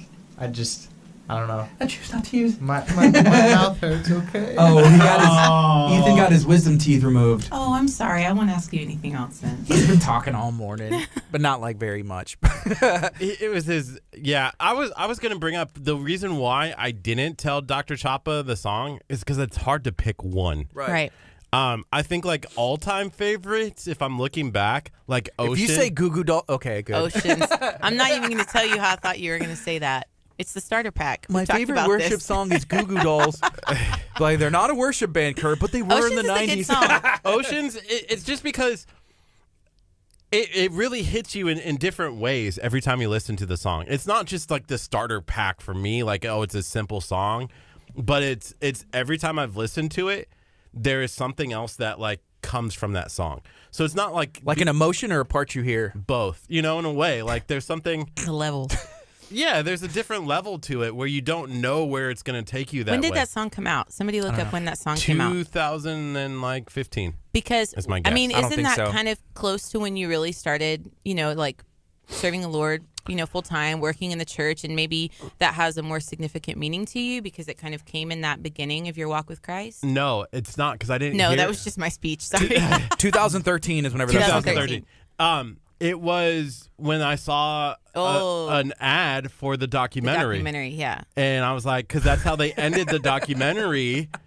Starter pack. The documentary. The Just documentary kidding. on Hillsong. I haven't seen the documentary. It's so good. Hey, Chris Vaughn said "Fierce" is a great song, which is a good one. Who is that? What is that one? Fierce. Your love is fierce, I imagine. Bum, ba, bum, ba, bum. Like Cody does it. Scott's done it. Fierce. Oh, yeah. Love is fierce and it covers us. That one. Yeah, I believe so. That's Bethel, too. I love Bethel, and you know that. Bethel Sleep, your love is wide. has some musicians and worship artists that I connect with, I guess for different reasons, and that's what I always go to. That new album, I love it. And we've Good. done a couple songs from that, in our worship team here at Abundant Life, and there's still more that I want to do. Somebody was like, man, that sounds like a country album, and I'm like, baby, so there's some country feel to it, but I like country music, and Well, and you it's don't not have- overly. You don't have to reproduce it exactly the same way they do on the album. Right. I mean, at least for me, it's kind of cool because so many of the worship songs from teams like that, Bethel has a lot of female leaders, but a lot of them, the album may be more male produced, They have Yeah. a lot of more male worship leaders. And so we have to change the key. Sometimes we have to change the feel. I make adjustments to the melody. I mean, I'm a songwriter, so I don't have a hard time with that. I like to do that. It kind of makes it feel more my own. So, I mean, yeah, if something feels country, it doesn't have to be that way. Same way with like some of the Young and Free and United stuff. I know that you, at least you used to like. I don't know if you still like them. Even some of the Elevation stuff, it can be really like party time, you know? Right. And I'm like, hey, well, that's not really my vibe 100%. Or maybe we can do an intro that way or an instrumental in the middle. But once again, when you're a worship leader and you're trying to appeal to a lot of different people, not only in the audience, but online, you kind of have to take that into consideration and make those adjustments to make the music more your own. Yeah. Who are some of your favorite worship leaders? I like Bethel a lot too. I like Brian and Jen Johnson. I think it's cool to see husband and wife teams. That's obviously encouraging to us because that's what we do. That's who we are. There's also Jonathan and what is her name? Hessler is their last name. Mm-hmm. I can't remember her name. Sorry. Okay. I'll pull it up on my phone. Maybe Who do- Melissa. Are they independent? They're with Bethel. Okay, No, cool. They're with Bethel. Are they the ones from North That's- Carolina? They do Raise a Hallelujah. They're the ones that wrote that. Yeah. Um, It's a great. I like them a lot. And one reason why I like them a lot is I've seen so many videos. And then whenever we were at the conference last Dallas. summer, the way that they lead worship is the way that I feel like I lead worship. It's big. It's expressive. They have no problem, encouraging the audience through prayer or scripture. She sings in tongues all over the place, and that just comes straight out of my heart. And you don't see a lot of that even in recordings. And I understand that, I'm not necessarily going to do a whole track that way, but I'm not going to hold it back either. And that's encouraging to see. Somebody that, and I think that Bethel is that way a lot. I've watched a lot of their services, and they are not ashamed to show when they lay hands on the sick, or when somebody comes up for prayer, or they read the prayer request out. Hey, this family is dealing with, someone has cancer or whatever. And that's what I've grown up with. That's what we do here. And so it's encouraging to see somebody, on a much larger scale that's extremely exposed and out there and bold. And they operate in the gifts the same way that we do here, and they still put out really, good music that the body of Christ can share on an even plane, kind of at the same time. Yeah, and Bethel also have different squads almost. Yeah. They'll have people like Stephanie Gretzinger and Jeremy Riddle, which Stephanie Gretzinger, I guess she just left, And Jeremy Riddle did too. Mm-hmm. Okay, and they They've went kind to of different gone churches. independent, yeah. But they're still with Bethel on the label, I would imagine, or they're not. They're going Jeremy to- Riddle's not. I don't know about Stephanie Gretzinger, but Jeremy Riddle's not. Okay. He went to somewhere else in California. I don't remember where. But they have that flowy But they're worship. still like family, Right. they post with their same teams and tag Bethel and all that. But yeah, they have the same style. Jeremy Riddle he's very unique, which I appreciate. He's very much his own. Another person that's like that is David Crowder, and I know that he's maybe not as popular now as he used to be. Do you know David Crowder? Yeah. We've done his stuff for Heartbreak Hotel. Yeah, that's true. So he's been it around for sticks out. forever. David Carricker Band. David Carricker Band. Yeah. hope his mom is watching If now. you've never been to Heartbreak Hotel or Hotel Hallelujah this fall, make sure you come and you'll see exactly what we're talking about. It's people in our church and other people in the community. They'll put on a performance where they like impersonate these artists, and it's really cool. The house will be packed, and a lot of people make that decision to have Christ as their savior. So it's really cool. Yeah. But David Crowder is that way too. He's unique. He writes a lot of music that a lot of other people cover. And I watched an interview when I was really young with him, when he was also really young, and all he was doing was like leading worship for his youth group and youth camps and stuff like that. And he said, "I'm not the best singer. I'm not the best musician. I'm not the best songwriter, but there was music in my heart that I wanted to get out. There were things that I wanted to hear in kind of the praise and worship realm that weren't already being produced." So he said, "I wrote it myself. I did it myself." And it took a long time before people kind of caught on, and he developed like his own style in that. And he can be kind of country or folksy or that vein that we were talking about with the Bethel album right now. He has no problem playing like that. And that's cool to me that he does what he wants. He does what he thinks is genuine to himself, and people really connect to it. So right now it's 9:52. This is KHEARadio.com, 99.5 FM. We're talking to Jennifer Garcia, who is also my wife. She's the worship leader at Abundant Life Christian Center. She is my partner with Del Tigre. We have a brand that we do, as well. And speaking about Crowder, one more thing before we move on, I guess, from him. Before we got married, whenever we kind of started, dating again, didn't we go to that baseball game, and they had David Crowder play the worship night after the I remember. Astros game. That was pretty cool. That was cool. They do some of those things where, like, at the Astros games where they have concerts afterwards? It was after. On one side, they had set it up, and it was Crowder. Was it him or the band, like David Crowder Band? It was David Crowder. I mean, he had people with him. Yeah, I think it was before he made a change a couple years ago where he kind of identified more solo, Crowder. I guess. Yeah, just Crowder. But no, it was David Crowder Band. Yeah, that was cool. I've seen him one other time at a church setting, but that one was big. It was cool. Hey, Stephanie Clausen says she's here at the door. Ethan, could you please let her in? Not in here, but I mean, I guess is she out there? But Miss Joanne should be out there. The office is open. This is Kickstart. We're going to be on till 11. We're talking to Jennifer, which is my wife. And let's talk a little bit about Del Tigre. So you have a purse right here. I did, yeah. And it's a beautiful purse. It's my purse. Can you tell me a little bit about this bag and where somebody can get it, what it means? Yes. Yes. Our bag. It's a Del Tigre tote, Del Tigre tote. That's the name of it. I mean, it's a purse. I use it every single day, but it's more like a tote bag, so it can be used for travel or school stuff. You can fit a laptop in there. It doesn't have a sleeve for it, but you can definitely fit it. Multiple iPads for all of your kids, like we have, diapers, anything like that for moms, and or again, just everyday bag. It's really a nice heavyweight leather and has some really heavy duty hardware on it. We designed it ourselves. It has show them the little keychain. That's one of the coolest parts. Yeah, right here. I was gonna say this is actually one of the prototype bags. So there's a couple details that aren't on it that are on the real deal. Yeah, that make it better. So yeah, this is our tag. A little keychain. Yeah, pull it up real close. Go close. Okay. Yeah. So this is one of my favorite things. It's actually made out of leather, but on the back, it has the Del Tigre logo, and then on the front, it has our that was fancy. Our Tiger logo, and it has that same hardware that's on the bag, was on there as well. And so we actually, one of the changes we made to this bag is to add a specific little spot like right here, so you can hang your keychain or that's anything. What we did. So that's fun. I just keep mine on the side, which is still an option because I usually have more than one little accessory on my purse. Like I like the little puff pom-pom balls, or there's like an initial keychain that you got me, I think. And I usually have that on there too, so you can put it in both places if you have the bag. Can you tell us why you wanted to do a purse and kind of talk about how that came about? Yes, because I'm a woman. We carry one every day. No, I'm just kidding. Man, I've always been into purses and handbags and accessories. Gardy was already working on the boots, and he asked me if I wanted to do a women's shoe, which I do, and I know that we will eventually. But I wanted to have a different product, a different, appeal or selling point, honestly, for people when they come on the website. We already have the jewelry, and I wanted something that was going to be a little bit different. And so we went the direction of the purse. And for leather goods, I think that's pretty cool because you can buy much very inexpensive handbags that maybe aren't good grade quality in the material, or you can spend a little bit more and get something that's heavy duty. It's going to last you. It's going to, wear in a beautiful way like leather does naturally. And so we decided to do that with this bag instead of going with the boots first. But that's still in the works. It's coming. I also want to do a smaller, like an actual purse, like a handbag, to go along with the line. Can we get a Merce? Like a man man purse? one? You can just carry this one. I would not judge you.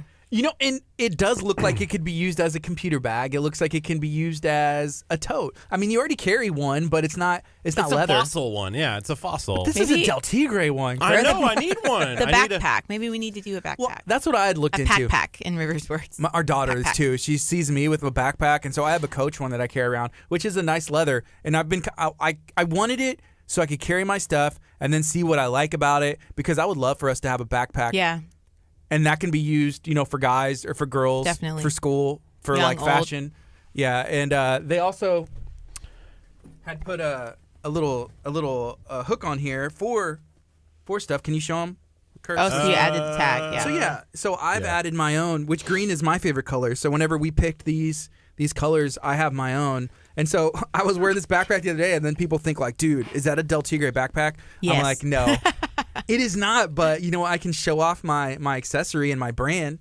Definitely. You can clip it to anything. I've put mine on diaper bags before. Again, I'm really out of the diaper phase. River's almost potty trained. Lazy Yes. So I usually just have one pull up on hand.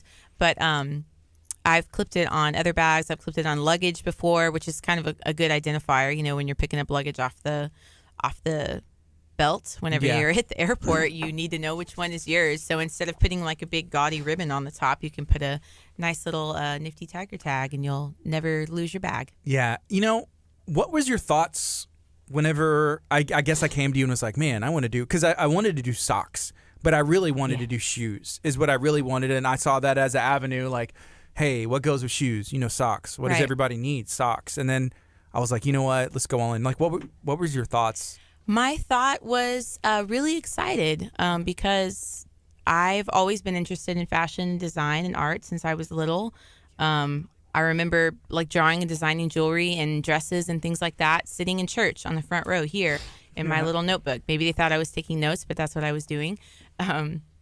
And then I went to school. After I got my bachelor's from U of H, I went to New York for a summer session in their fashion design program and thought about finishing that and going full time, even in that direction, which obviously is not what I chose to do full time because I wanted to come home and stay in ministry and stay together. We started dating not long after that. And so whenever you came to me with that, I was like, man, this is awesome. What better way to me to confirm, that we're in unity, that God really set everything in motion for our relationship and in our hearts, to have that same desire in me since I was a little kid that was just kind of like almost like a craft or like an extracurricular kind of thing. And then my husband out of nowhere, which I knew you'd always been interested in shoes, that's a no-brainer, came in and said, hey, I want to come out with a full apparel line and do all these different products. What do you think? And I was like, yeah, let's go for it. I didn't know the rules, the ins and outs. We're still learning all of that. And you did a lot of that, yourself kind of in the background work before you even came and presented it to me. But no, I was gung ho. I was ready. And seriously, in my heart, it was like, man, this is really right, from the Lord, because it wasn't completely obtuse to something I'd never thought about or didn't desire on my own in some way. And it was just kind of a new level for us, even in relationship, which was cool. Mm-hmm. So we're about out of time, which Cool. is very I'm sad. good. But we are going to be at an event at Whiskey Cake. Yes. And I'm excited for it. So we're going to have a vendor table. It's an event over at Whiskey Cake. June 4th, correct? June 4th. It's that evening, I believe. Yes. So shout out to Crystal Koza and Thank you. Keely. She is one of the coordinators and awesome people at Whiskey Cake right there at Baybrook Mall. Yeah, they're going to have us out there. We're going to be showing some of the Del Tigre purses. We have Del Tigre jewelry. Tons of jewelry, new stuff right now. Mm-hmm. And I'll probably have some boots. I don't know how many people would be like, well, if you think about it, people buy shoes at the mall all the time. Yes, they're going to try them on. Kurt, Live shopping for men. We're going to need to borrow the compass to load, a couple thousand shoes. Is Kurt coming? The AC. The air conditioning. We don't have air conditioning. Ew. Oh, man. Sweaty shoes. Sweaty shoes. Andrea said, are we inside the main building? Yes, we are. We are inside the main building. If you go to the sign entrance at the entrance that says valet with overhang, that's where you come in. So, Jennifer, thank you for joining us. Thanks for having me. This is KHEA Radio 99.5 FM. We're going to take a quick break. Coming up next, we have some Building 429, The Same God. All right. Thank Yay. you. You're welcome. Yeah, so y'all make sure to come out to Whiskey Cake or just go to deltigre.co. Oh, yeah, we didn't say that. I put it in there, but we have the .com as well, but we And started the with the Instagram. DC. It's pretty active, too. Yeah, deltigre _ at deltigre _ So Thank you. love you. Thank you. All right. Appreciate it. Where is this going to be? It's going to be at Whiskey Cake. So we're going to have an event there, and I'm excited for it. So, again, thank you to Whiskey Cake, Keely, and Crystal Koza for letting us know about that. Awesome. Are you ready to bring in Stephanie? We're going to have Stephanie Clauset in studio sharing about everything that they have going on. This is a very important topic that we like to, make sure that we talk about and spread awareness. There's always something can be done. Hi. How's Kirk? Good. I'm a Lone Ranger today. All right. No Kirk? No Kirk. There was only room for one this morning. Man. Oh, I well. like Kirk Yeah. Kirk. because it's like my name, Yes. but it's not. He gets called Kirk a lot. Yes, and Kirk gets called Curt. He a lot. does? Yes. You know what? That makes sense. Yeah. That makes sense. It But does he, not necessarily offended, but is he, bothered by, okay, it's Kirk?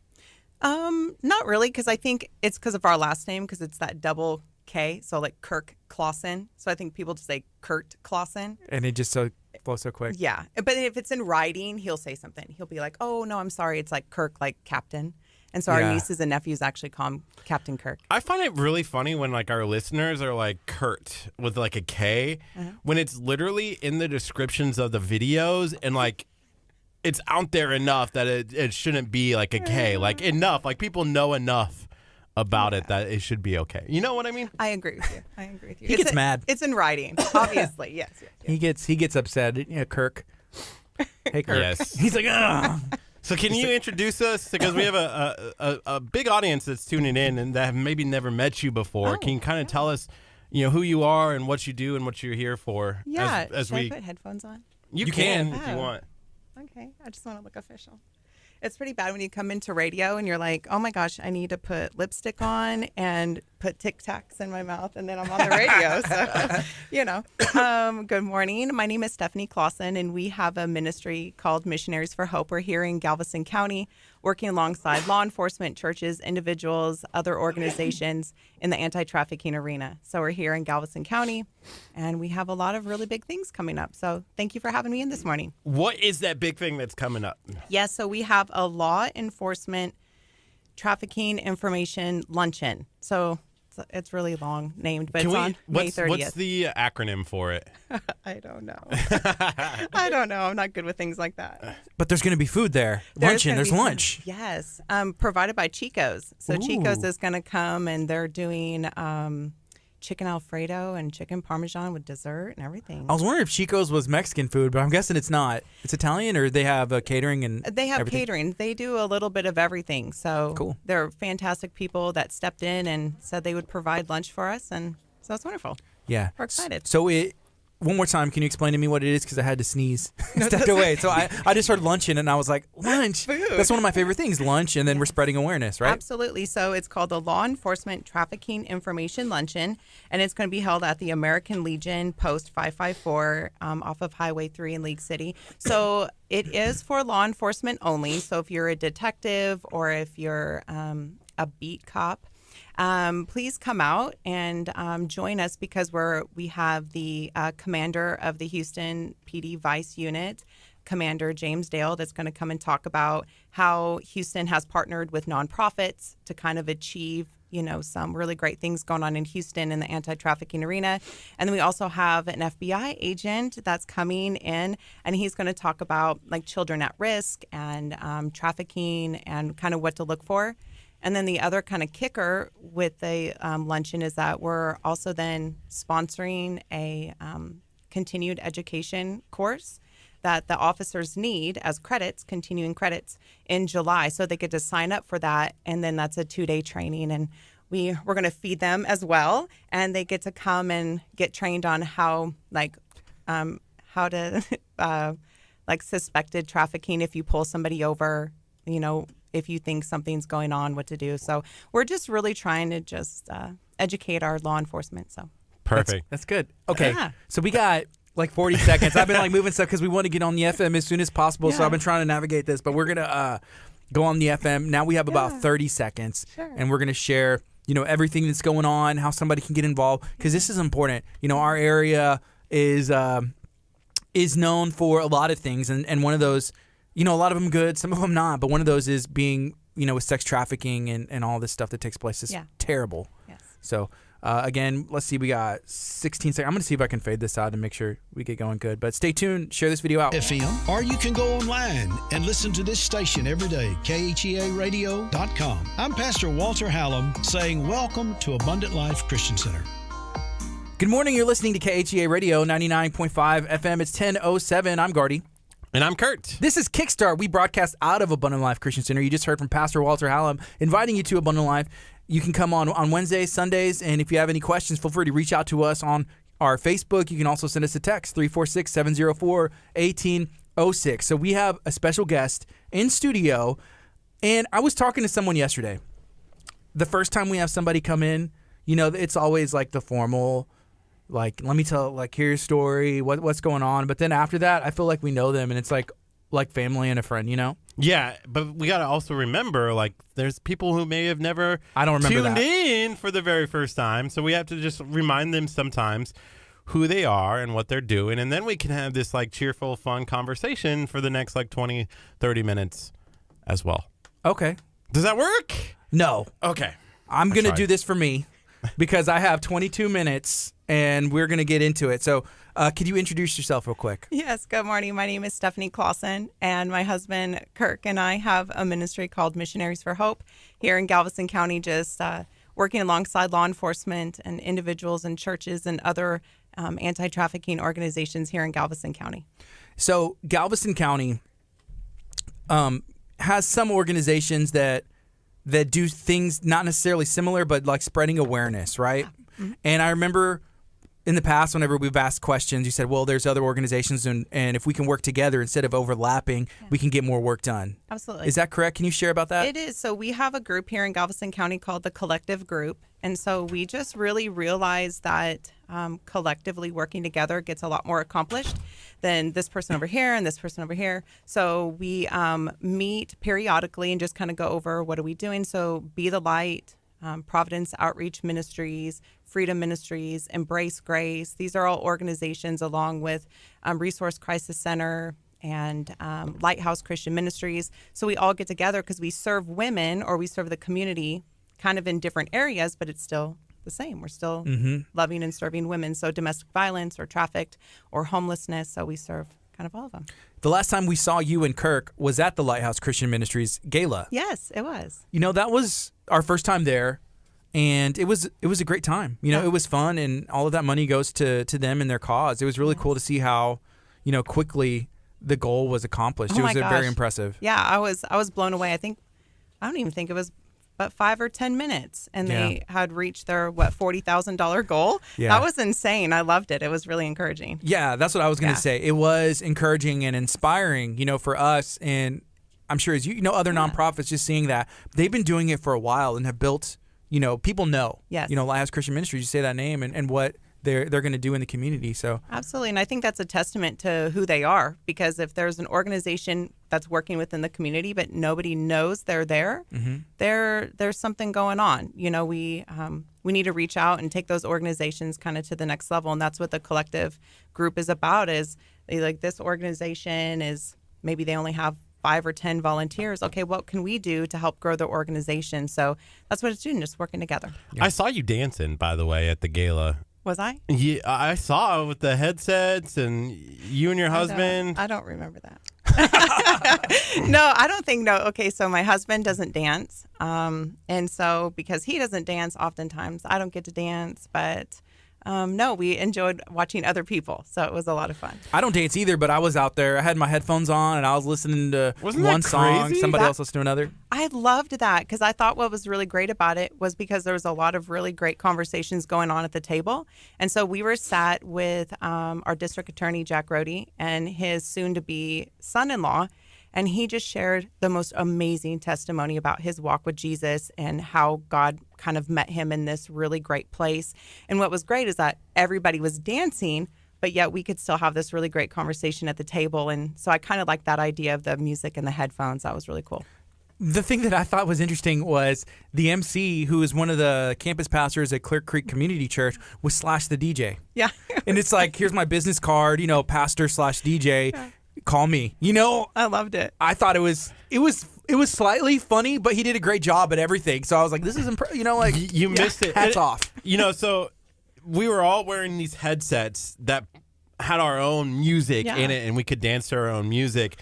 But you missed it because you had already left by that point. He actually called me out in the middle. He was like, "I see you $20." Because he gave me $20 at the event. The cha-cha slide? That was you. Yes, it was me. How embarrassing. I was sitting at the table. We were sitting with the Powells that own the Chick-fil-A. They invited us. We were their guests, Travis and Jamie Powell, Right. Chick-fil-A owners in 96. Great people. They're on the board at the Lighthouse Christian Ministries. Right. And there's a hand raising whenever a gentleman asks, "Hey, does anybody want $20?" Kurt's like, "I'll take 20." And he was the only hand in the entire building that raised it. I didn't bring money. Nobody said, "Hey, you probably should bring some cash." Right. Just in case. Yeah. And so that's why I raised my hand, because I wanted to participate. And then I he don't was look out. down on you for that. I don't. I was slightly like, is this happening? Like, I don't know him. And then he lost it. Like, he was out round one. Instantly, and he was so mad. He was like, "Really? The first one?" Yeah. Like, dude, you were the one who was controlling it. Like, pick the right one. Yeah. So right now, we're talking to Stephanie Clausen. I see your husband, Kirk, he got on, at least for a bit, I'm not sure. But we had a chair for you.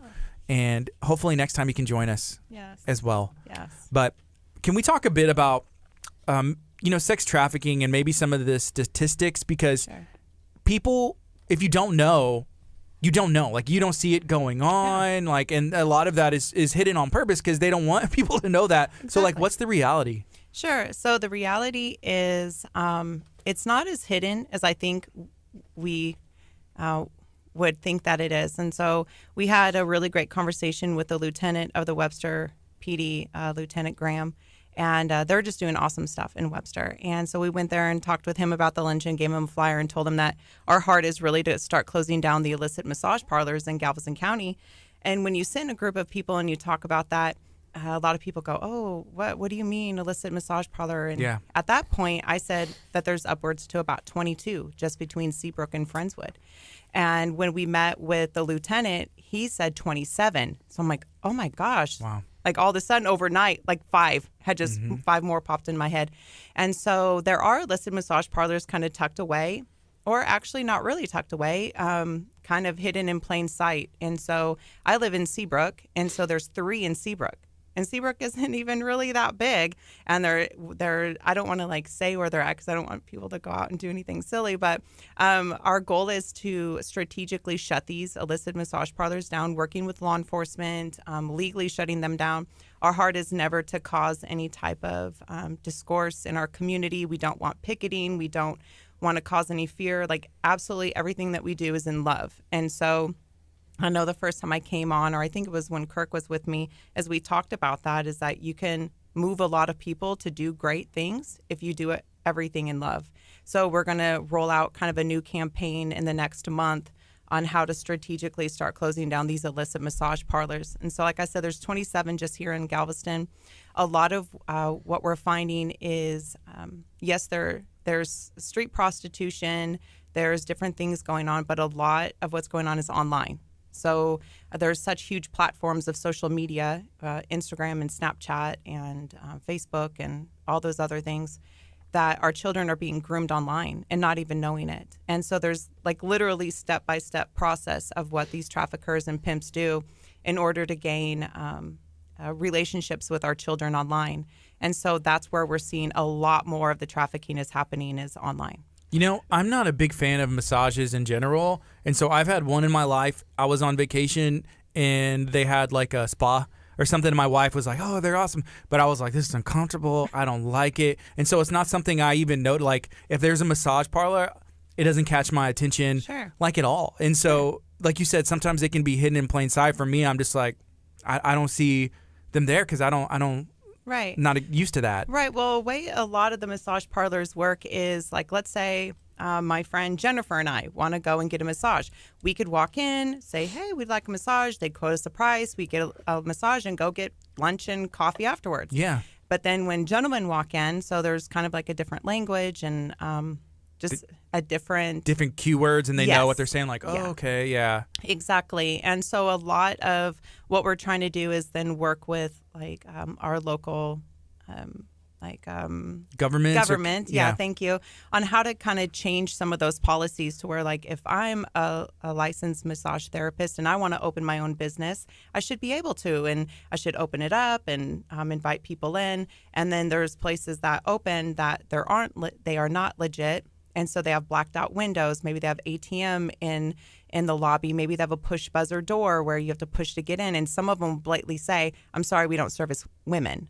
And so we need to work with our local government and come up with some type of way that legit businesses can be open and are not burdened by extra laws and stuff. Yeah, well, and it's also, if you go to like a legit massage parlor and talk with them, they'll say, we get numerous calls a month from men asking if we give different services, or we have men coming in and it's really uncomfortable and we don't like it. So we don't want these great businesses that are open doing like real massages to be affected by other businesses that aren't. You know, what was that name of that movie? It's one of those Christian movies. I went to it. Priceless? Not Priceless. It was about the abortions.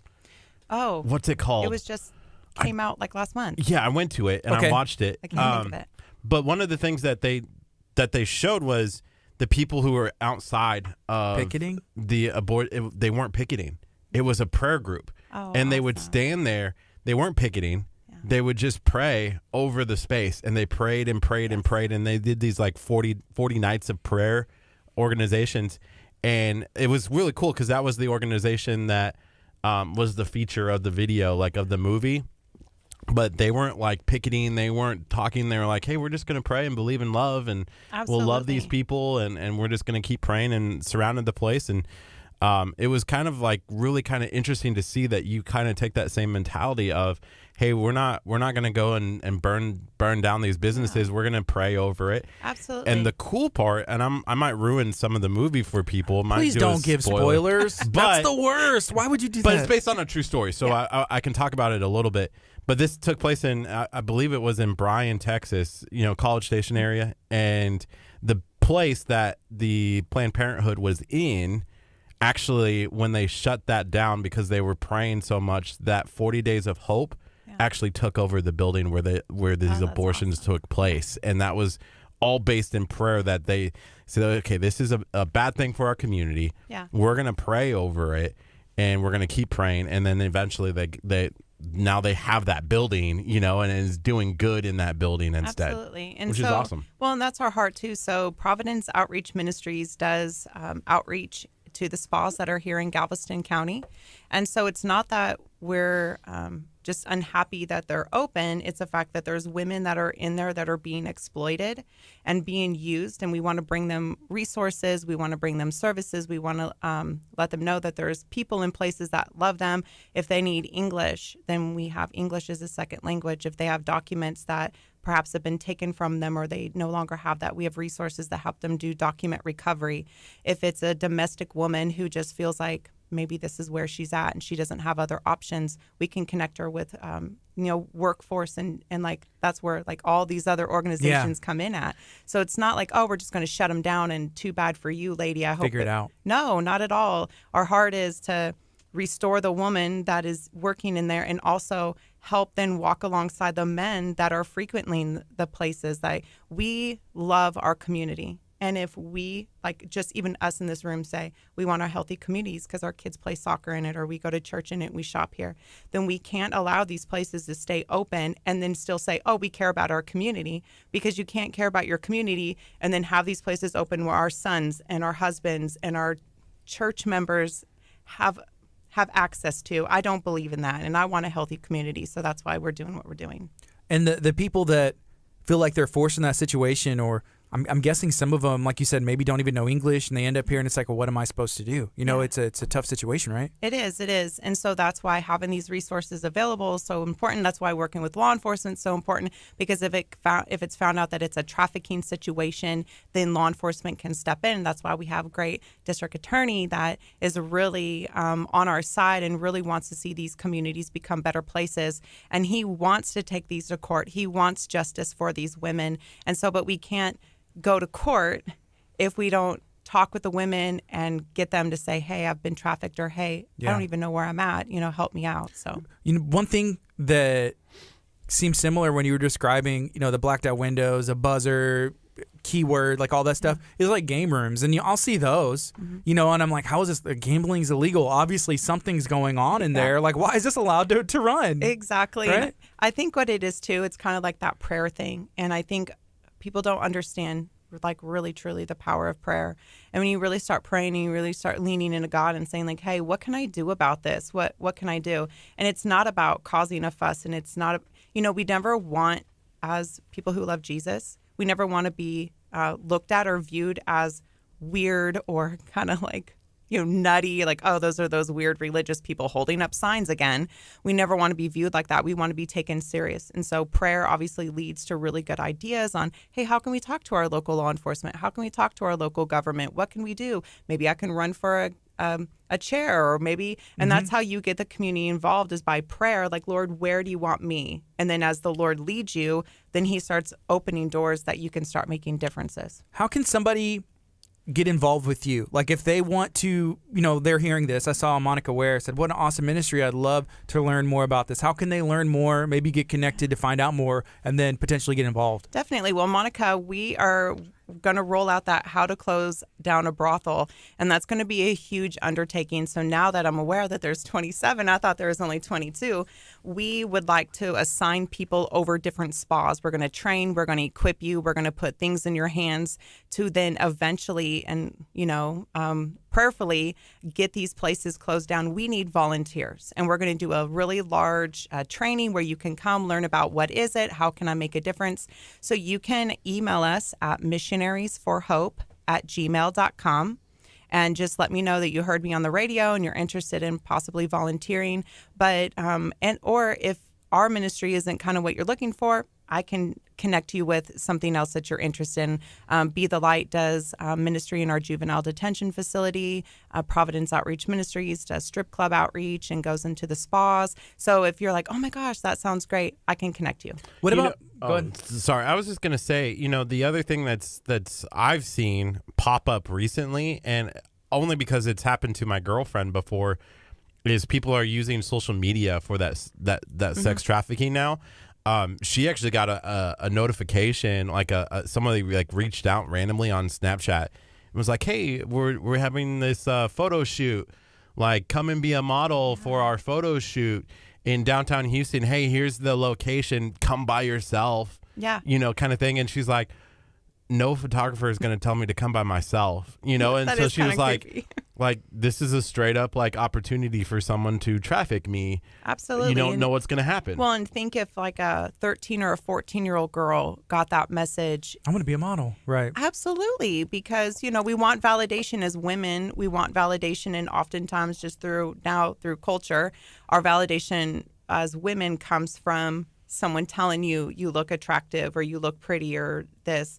And so if I was a 14-year-old girl that was struggling maybe with my weight, or maybe with friendships, or maybe my parents just got divorced or something, and I was feeling very vulnerable, then that message would be very appealing. And that's what's going on social media right now.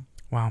So is there any ministries or outreaches that focuses on the men who are visiting those places, the men who are like involved and struggling, or I don't know, or causing hurt? So we do. So you asked the perfect question.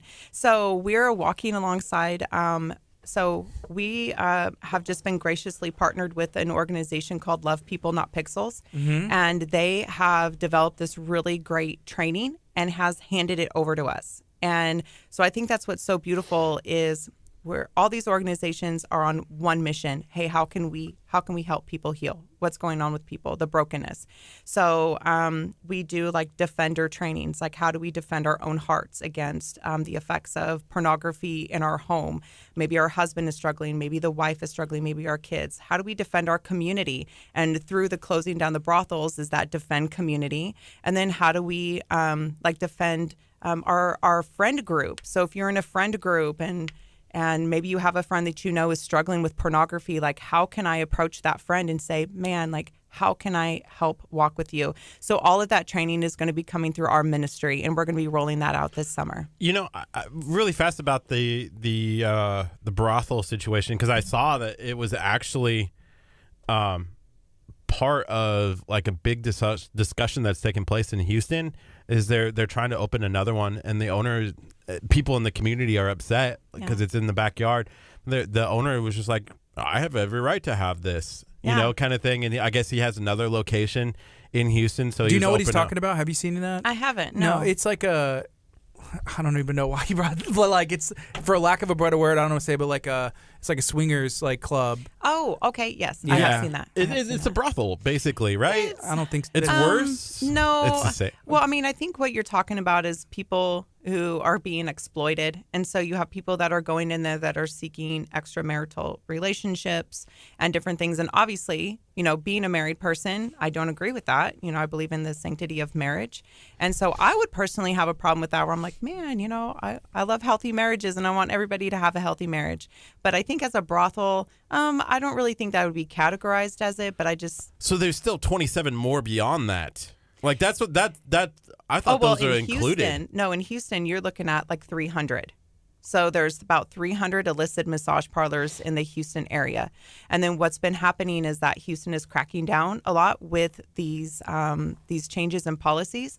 And so what we're seeing is that there's a lot more that are popping up, like in Chambers County, in Fort Bend County, Montgomery County, Galveston County. You're seeing all these smaller like massage or reflexology or foot massage that are popping up in our area, and people are going, oh, that's nice, a new business, but it's not exactly what they think it is. I think that's I think that's why I bring it up. Is it just it's mind blowing that happens, and Houston's one of the worst places for this. Yes, unfortunately it is. And so what we also found out through kind of like our research and our education of this is you don't even need a permit in the state of Texas to open up a foot massage. So like us three can go, let's massage some feet, and we can go to the city and we can fill out the right paperwork, and the city will give us a permit, but we don't need one through the state saying like we are like licensed foot massage therapists. I got you. So right now it is 10:29. This is KHEA Radio.com 99.5 FM. It's Kickstart. We're going to be on until around 11 o'clock. We're talking Stephanie Clausen. Can you remind everybody one more time how they can get a hold of you, how they can get involved, and you know what y'all touch on? Yeah, definitely. So you can get a hold of us. So we're on Facebook at you can find us Missionaries for Hope. You can email us at missionariesforhope@gmail.com. And we have a missionariesforhope.com website. And so you can kind of find us anywhere. And we help kind of educate and train our community on how to kind of heal the brokenness, the effects of pornography in our families, in our churches, in our kids' lives, and then also how to train and equip our law enforcement of kind of how to see it, what to do about it, and just kind of make a healthier community. Thank you so much for taking the time to hang out with us again. You're welcome back anytime. And let us know whenever there's an event that we can push out there. Perfect. I appreciate you guys a lot. If you are a business owner or an organization, make sure that you do add us as a co-host of your events on Facebook. We accept any and all kinds of co-hosting opportunities, and it just allows our audience to be connected to your audience, and it's just an easy way for us to be added into that community calendar. So make sure you do that. Just type in KHEA Radio for that co-host opportunity. If you have something positive going on, if you have something that we believe in as well, we have no problem helping get the word out about what you are doing right here Galveston, Harris, and I guess even the United States or the world. So this is KHEA Radio, 99.5 FM. Coming up next, one of my favorite groups, Bethel. Awesome. Thank you. Yeah, thank you. You guys are so great. I appreciate your support. Yes, This is really it's just wonderful. it's so mind blowing to me. It is. It really is. And I think just the fact that you guys personally believe in it and abundant life, I think that's really wonderful because you guys are a pillar kind of in this community. So. Thank you. Yeah, that's important because, like, you just don't, like you say, they hide it, but it's in plain sight. It is. And you just still like, oh, a business opens up, but then like all the stuff's going on there. Yeah. Well, like I So. tell people, like I'm personally not okay to go and eat Subway sandwich with my family, and then literally like the next door over is things going on that I would prefer not to go on in my community. So, Yeah. And it's not about like, yes, is it okay to be angry about these things, and is it okay to be offended by these things? Yes, it is. But like get connected with organizations that'll kind of turn that that anger, like righteous anger. It's okay because I'm angry about it. Where I'm like, man, like this is going on in my community, and I don't want it to go on. And so, but you get connected with places that can go, hey, like, help us fill out these forms, or help us do this, or help us.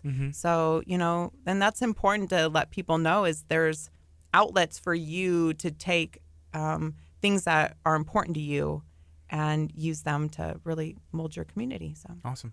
Thank you so much. yes, Thank thank you. you so much. And I'll bring Kirk back next time. Next All right. time. Next I miss time. Kirk. He did chime in and say thank you for holding a chair open for us. Aw, he's so It's sweet. right there. I know. Oh, here's a little piece of land for him. I'll take it with me. Well, I appreciate you guys a lot, and thanks for letting me talk about, the luncheon that's coming up and just any law enforcement. And that's what we're just trying to get out there is just come and hear who we are, hear our heart, and, see how we can work together, because that's really what's going to be key is just working together. So, Awesome. yeah. Thanks. Thank Appreciate you. We'll see ya. Oh, sorry, man. The land. Thanks, guys. All right, Facebook. What's up, family? If you haven't downloaded the KHEA Radio app, make sure that you do that. Stephanie, download the KHEA Radio app. You need to download the app. Have you downloaded our app yet?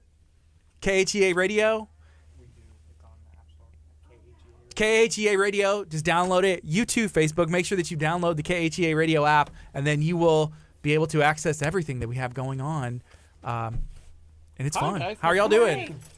Hi, you guys are going to be in this chair. It's nice to meet you. My name's Gardy. Andrea. Deborah? Andrea. And so this is the Lady Lions Club. Is that correct? Yes. Okay. Yeah. Lady Lions. Lady Lions. Houston Lady Houston Lions. Lady Lions. Yes. Because I know we did some stuff with the League City Lions, and it's associated, right? It's the same. We're all part of Lions Club International, correct? Boom. Okay, so the Lady Lions is what we're going to be talking about here in a bit. You want me to go back? This way, and then that way, and then up just a tad. No, you're Lord. good. Yeah, I just think it was up. Perfect. We just want to make sure that we got. Do we need to put things on here? You can, yeah. That would actually be good, because then it allows you like, oh, I need to talk louder or softer, but y'all should be good. And you can adjust the mic forward a little bit if you would like, Fancy. and it'll be good to go. So we got about a minute, and we'll talk for a bit, and then we can get back on the FM as well. So Okay. it's Deborah Yes. and Andrea. Yes. So Deborah, I like your sash. Thank Can you you. share what that means? Yes. Well, this is unique because we're the Houston Lady Lions. We're the only female club around, and we have no boundaries. We serve the entire state of Texas. That's cool. So, we're all associated, like I said, with the Lions Club International, but, we love going out to serve the community no matter where. And it's ladies. All ladies. All ladies. Yes. What year was the Houston Lady Lions founded? Well, this July would be our 5th year. Okay. Awesome. So it's still relatively newer, but 5 years, I've been married for 5 years, and it feels like it went by real quick. Did that 5 years feel like it went by quick too? Well, actually, I've only been in the club for about 6 months, I believe. So Okay. It's fairly new to me as well. Okay, cool. Well, it's really new to me. I don't even have my sash yet. Yes. Andrea's going to be, she's our newest Lady Lion. So we're Awesome. really excited to have her on board. So with 6 us. months, and how long for you now? Just a few days, actually. She Days. just signed up. I love it. She's always serving the community anyway, so Mhm. you know, we're happy to have her on board with That's us. the people you want. So we That's got, here right. we go. I'm going to do a quick introduction and one more time. KHEA Radio. Good morning. You're listening to KHEA Radio, 99.5 FM. This is Kickstart. I'm Gardy. And I'm Curt. It's 10:35 in the morning on a Monday, which is probably my favorite day of the week. Yeah, I just want to say shout out to Axe Masters. I love that commercial. Oh, Axe Masters, like, dun. Go to Axe Masters. Yeah. It's located in Lake City. Shout out to Robin. Thank you for partnering with KHEA Radio to support everything that we're doing in our community. It's an axe throwing arena in Lake City off of Hobbs Road. So if you've seen it before, then I'm sure you love it. But you literally go, you try and hit the target with an axe. There's a couple different ways. There's instructors. It's a great way to do some teamwork or team building. Just have fun. It's good people, good local people that own that right there in Lake City. So shout out to Axe Masters. You can listen to all of those spots that help partner with KHEA Radio on our FM radio station. That's 99.5 FM. Turn your car, set it as a number 1 on the program, and then you can listen to us anytime as you're driving through our communities. Do you have it set in your car? It's number 6 on my car. Yeah, I thought so. Dang. But make sure that you put it to number 1. Yeah, Or that's one what's of 'em. important. One of them. So we have some guests in studio. We're going to be talking about a couple things that they have going on right now here in the community. We have the Houston Lady Lions in studio. We have Deborah. Yes. And we have Andrea. How are y'all doing this morning? Great, thank you. Good. Thank you for joining us. Thank you for having us. So we started messaging, I believe, with Andrea last week about some things that are going on in the community. Can you share what's going on? So right now we are in the kind of final stages of repairing this World War II veterans house in Baycliff. He's 94. He served with General Patton, which he talks about all the time. And he went through Normandy, Battle of the Bulge, and basically his house was flooded in Harvey. Then I guess, FEMA came in and kind of repaired it. Yeah. And then he got, messed over by a contractor that basically kind of took his money. And then Deborah, the daughter, right? Yes. Which is how... Y'all got connected to that gentleman? And then I am also a part of an organization. It's like a networking organization called Serve, which is out. One of the co-founders is the COO of ACU of Texas. His name is Jay Kapik. And so one of our members connected with her, and that's how she got with Serve, because we're just a networking organization, like a bunch of different veteran organizations. Like we come together like once a month and we discuss like what's going on, who we can help, and how we can help them. And if one organization can't help, then maybe another one can. So that's kind of how this started, and just kind of go from there. So you're part of Serve, and I guess is the Houston Lady Lions, are they a part of that community? They are now. Okay, cool. Yeah. And so what other organizations, are there any off the top of your head that are also a part of Serve? And then I guess what areas do they help people with? So there are so many that are a part of Serve. Is it focused on veterans or is it just on everything? It can be on everything, but specifically we discuss veteran needs in Galveston County, some Harris County, but we try to do a little more in Galveston County because there's a stronger need. There are less resources in Galveston County than there are in Harris County. So we really just try to make sure that every veteran we come across, has knowledge and access to resources, because there are so many resources out there for them that they just aren't aware of. So we try to make them aware of it. Yeah, you being a part of Serve and now joining the Houston Lady Lions, right now, pretty newly, right? The newest member. Yeah. Why is that important for you to be able to give back, volunteer? Where did that come from? I've always enjoyed helping people. And it wasn't until when I started working with homeless people that it really kind of sunk in, like, this is what I want to do. And then through that, I worked with, some homeless veterans. And so from there, it was just like, this is the demographic that I really want to help, because I think that our military and our veterans are so crucial and so vital to our country. Like that's why we're allowed to sit here and have this conversation, because the sacrifices they made gives us that freedom to choose so many things, and they should be taken care of. They should have a nice home. They should have benefits. They should have, respect. Doesn't matter how you feel about war or anything political that has to do with that. The fact is these people are willing to die for us. So the least we can do is give them a little bit of our time. I was going to ask, are you out there with the hammer as well? I am. I think I saw some pictures of that. Yep. Yeah, I've been posting a lot of Facebook Live. I walk around at least a couple times. And, I've been out there. A hashtag I've been using a lot is sweat for a vet. So, I always tell people, come sweat for a vet with us because that's what we've been doing, sweating, because there's no AC or anything in there right now, and it is quite hot. Do you have a construction background? No. I mean, I've done a couple things. I worked in Florida for a little bit after the hurricane and did some, mold restoration and things of that. But I mean, no. So my probably 3 months, that's my experience. Yeah. But I've learned a lot. Now I've got quite a few more skills to add.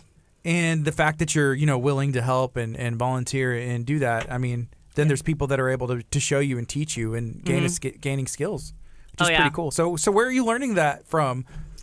Well, let's see. One of our, I guess, main contributors would be Will Cruiser. So he works with St. Vincent de Paul's disaster relief, and he has been crucial in helping us really get a lot of the work done because he spends a lot of hours there.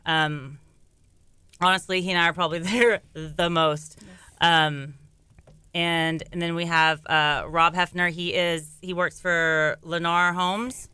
He's also a veteran, so he's kind of like we call him our project manager. So yeah. So, Deborah, you've been involved with the Houston Lady Lions, I think you said, for 6 months. Yes. Why was it important for you to make that decision to join them? Is that something that you'd always been, involved in volunteering, or you just saw a need and hey, I want to do that? Yeah. Apparently, I've always had a passion for helping and being involved in service organizations from a very young age. Mm-hmm. I was invited to one of their meetings by a friend of mine, and I just loved everything that they were talking about and the mission and wanting to serve the community, and I wanted to be a part of that. Awesome. So I joined immediately after being invited because you have to be invited. So you're invited. Is there? How often are meetings? Once a month. And then you invited Andrea? Yes. Who are you inviting? When are you going to invite someone? Man, I don't know, because apparently, that's how you become a member. You have to be, invited. You can't just be like, hey, I want to do this. Showing up. But then you can pick people who are going to be beneficial. If she saw your background, hey, she's already involved with SERVs, knows people, knows organizations, she would be perfect. Yes. Right? I met her on this project, and we just loved her passion for working for the veterans and putting all her time into this project, and we just we've got to have her on our team. So, yeah. Yeah, I saw here Andy said Dynamic Munitions is proud to help them. Is that how you say that? Yes. Dynamic Munitions, yes. Okay, cool. I was like mutations. I'm like that doesn't sound right. Oh, is Andy watching? What is Dynamic Munitions? It's Sorry, it's an Andy, ammunition. I don't know It's what an you ammunition do. company. Yeah, Oh, cool. yeah. They and manufacture munitions. ammunition. Yes. Munitions. Yes. Okay, So I get it. Andy is the one who connected Yeah. them to serve, and so he kind of was the. So Yes. thanks, Andy. Yes. Very cool. I see you have a whole bunch of stuff on your vest, the Lions vest. Can you talk a little bit about what all that is? Can we call it flair? Is that what it is? That's what I was calling it out there, because she was like, "We have one for you," and it's already getting started. I was like, "Oh my Oh, flare!" yeah. Let's go. Yes. Well, my favorite one here is this stiletto. It represents women in lionism. So being with the Houston Lady Lions, that's very important to me. That we give women a voice in the community. So some of these badges were just recently given to me by the governor of our district. So those are special as well. So I mean, they're just quite a few different ones, but And I think the main thing that I've noticed that's different about y'all, even so far, just in the short time we talked, is you said you service, Texas. It's not just like, hey, we're going to be Houston, Galveston County, but y'all are able to go everywhere. Why is that important? Or why should y'all make that choice? Because there's a need everywhere, and we don't want to be restricted by boundaries. Our next project, don't want to call it a project because it's not. It's a very important person. It's a Vietnam veteran that's disabled in spring. His home flooded in Harvey as well, and he's fallen on hard times trying to get it repaired. And we were just out there yesterday visiting with him. Awesome. And that's going to be next for us. He's living in a FEMA trailer still, right? He's still living in a FEMA trailer. In yes. his front yard. Yes. You just finished the last one, right? Like it's done. It's not done yet. So, I so thought that's it was supposed to be done. okay. So that's what Okay. we really. It's our the home stretch. We really want to. We have this big thing on Saturday, out at the house where Sergeant Sprague will get his house, and we have.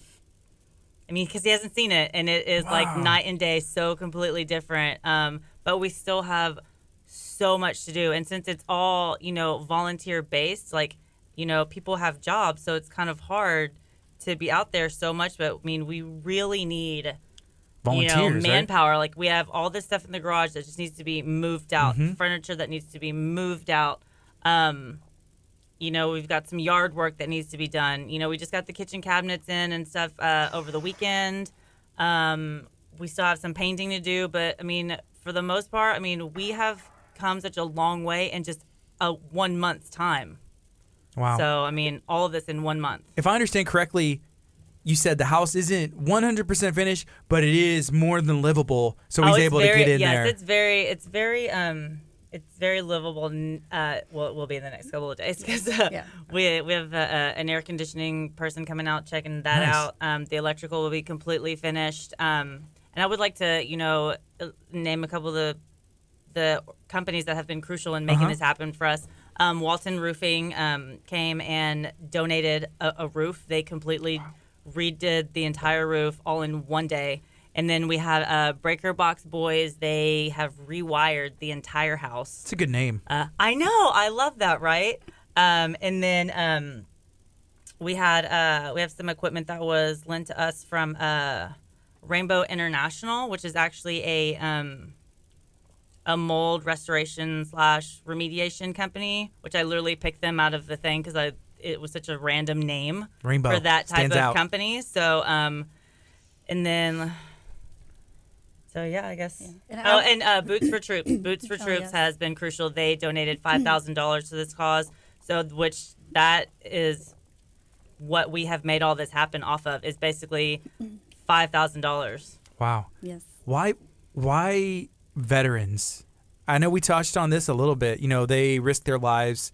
They serve. Is this just a cause that's important to you two, or I guess the Lady Lions in general? Well, it's an underserved population, first of all. My dad's a Vietnam veteran, so that's it's always been a passion for me to give back. Yeah. Personally, for myself. So Callie just chimed in. She's watching on our Facebook stream. Said, "Heard need volunteers, but I don't know who. I'm on late." So Callie, if you're just joining, can y'all share one more time? They're building houses for veterans, and who is able to come and serve even as soon as Saturday? Okay, so Saturday's when we are Presenting the house. Presenting it. Okay. So I mean, we will still need people because I mean, it won't be over yet. But really, God, any day this week, someone will be at that house and working on something. So it's in Bay Cliff. It's 707 Gardy Road, Bay Cliff. I mean, it's just 146, and then you just. I've seen right Gardy there. Road. Yeah. And I guess I haven't had the opportunity to meet Mr. Gardy, but I would like to because I'm Gardy, and I feel like we would just get along. Some people call you Gordy. Yeah, I guess they think I'm Mr. Gardy, but I'm not. I don't have a street named after me. Yet. Gardy Road. Yet. One day. One day you will. How can people maybe reach out to one of you guys or to reach out to somebody so that they can say, hey, I'm coming to volunteer? I mean, they can reach out to the Houston Lady Lions. They have a Facebook page. Cool. I am totally fine with just throwing my cell phone number out there. So, I mean, my Facebook is also public, so they can find me on there also. But, my number is 409-951-0218. Give you a call, huh? Or text message? Yeah, text, call. I mean, because this week is the home stretch. It's crunch time. It's crucial. We really want it to be special for him, and Can you say that one more time? The number? Yes. It's 409-951-0218. So you can give Andrea a call, give her a text message, and find out, hey, how can I get involved? I want to help. Maybe you just have been looking for an opportunity to volunteer and you don't know where. This is a great place to start. And maybe you will even find out that you get invited to become a part of the Houston Lady Lions. There is one very important thing. You have to be a lady. Lucy just said, I'm so proud of our lady lion, Deborah, and our new lion, Andrea. We are lions. We serve. Together we can do more. I love it. Hashtag. Those are some great hashtags. Did she put a bunch of hashtags? Well, she Probably. said, together we can do more. And what was the hashtag you said? Sweat for a vet. Sweat for a vet. Yeah, I do. It's in all of my, I don't know, it just kind of, that's what we were literally doing. So I just thought, why not? It's kind of catchy and... It is. Come sweat for a vet with us, you know? If you're watching on Facebook, feel free to share this video out. Ask how you can get involved. We can just plaster that phone number all over the world. We can get It's on a volunteers. billboard. It's on a billboard somewhere. Oh my gosh. It's okay. And if you're listening on 99.5 FM, please feel free to send us a message, or you can search the Houston Lady Lions, and then you can find and get a hold of Andrea, get a hold of Deborah, and learn how you can get involved. Because it's not just this event. After this house is done, you move on to the next house, move on to the next project. There's always someone who needs help, So there's no shortage, that's for sure. Harvey, devastating for our area. It was devastation, right? Mm. A lot of people have been able to get back in their home, but a lot of people still haven't even been able to touch it. They're living without walls, living without all kinds of crazy stuff. Yeah. But the news isn't necessarily covering it, so you don't see it, and it's out of sight, out of mind. If you don't know or you're not affected, then you're like, oh, it's normal. But there's another organization that has helped us too, the Galveston Long-Term Recovery Group. Working with also St. Vincent de Paul, Glenn Swift, like they have come and helped. They're going to completely restock the house. New appliances, new furniture. But that's also an organization that people can reach out to, and that's not veteran specific. The Galveston Long-Term Recovery Group, they assist with rebuilding and repairing houses that were damaged in Harvey. Wow. Let's see. It's 10:53. This is Kickstart. We're going to take a quick break on the FM. It's KHEARadio.com. Coming in next is some Bethel. See, and you thought 30 minutes was so long. No, 30 minutes is quick. Yeah, 30 minutes is Goes we by usually do fast. like an hour, like for some guests. We're trying to vary it up a little bit where we do some 30 minutes and yeah, it's a lot of, it goes by fast. For us, it's 2.5 hours, and we get done and we're like, that was 2.5 hours? Yeah. That's quick. Lucy and I are actually going out to meet with another veteran today that we're bringing him some food. Wow. We relocated him to an RV because he was living in a tool shed, and they were charging him $600 a month. For the shed? And for the shed to live in there, like legit one that has a lawnmower in it, That's where he was crazy. living. So when we found out about it, somebody donated an RV, and we got supplies to stock the RV, and today we're picking up food to bring to him. What city is he in? I think somewhere out near Baytown. Okay. So, I've not met him yet, but I will be meeting him today with Lucy, who's the president of the Houston Lady Lions. Okay. Wow. That's awesome. That's great. And where did y'all get that donated, RV? That's I'm pretty not cool. sure who donated that, but as soon as we found out about it, we sent the message out on our Facebook page that we need, supplies for this veteran, and it was just an outpouring of support. What other kind of donations do y'all always need? Like even like housing supplies? I mean, like if y'all had an RV, it's like, hey, we'll find a spot to give this to somebody. If somebody like has something and it's just taking up room, or they don't need it anymore. Maybe they had a family member who just like passed away, and it's like, hey, we don't need this, so we can give this to a veteran or a good cause, like anything like that, right? Yes. How about appliances? Are y'all always working on somebody's house for the most part, or not necessarily? This is a first for me. Okay. So because I've literally only been working in the the veteran community really for about 6 months. So, but I try to go to everything that I can. So I've met a lot of people and have made a lot of great connections and contacts. And there are so many different types of needs. Like right now, Rob Hefner has a big storage unit out in Alvin filled with furniture and dishes and kitchen stuff and things like that, and really need to get that stuff to someone, Yeah. you know. So if there's a veteran that needs, you know, any of those types of items, like we have them and we need to get them out of the storage unit, and we just want to find some, because we know that there's someone out there that needs them. Sometimes it's just about finding those people, and veterans are very they're a little stubborn sometimes, you know. They don't always want to ask for help, and sometimes you have to like force it on them, but I love them, you know. And it's not easy for anybody, you know, just in general, to ask for help or to feel like they're, you know, just holding their hand out, you know. But, you know, I always just try to tell them, like you earned it, you deserve it, and let us help you. Right. And so sometimes it's just really about finding them. And then even people just honestly just don't know where to find the resources. What's the address for the veteran y'all are helping in Bay Cliff, right? It's 707 Gardy Road. 707 Gardy Road. I feel like I should not forget that. Yeah. So- So it's literally between like 646 and 96. Yeah. So Okay. We got 12 seconds. We're going to go back on the FM, and then we'll be able to remind everybody one more time what you guys got going on. We'll be out of time. So here we go. Good morning. You're listening to KHEA Radio 99.5 FM. This is Kickstart. I'm Gardy. And I'm Curt. It is 10:56 on a Monday morning, and we're excited to have some guests in studio. We have Deborah, we have Andrea. They are with the Houston Lady Lions, and they are serving the community. And right now, this week, and I guess in the past, how long have y'all been working on this house in Bay Cliff? about a month. About a month. So we have Short time. yes. And Been we working have hard. we've literally gotten so much done because there were walls missing. I mean, we've completely redone. I mean, it's amazing what we've done in such a short time. Sledgehammers?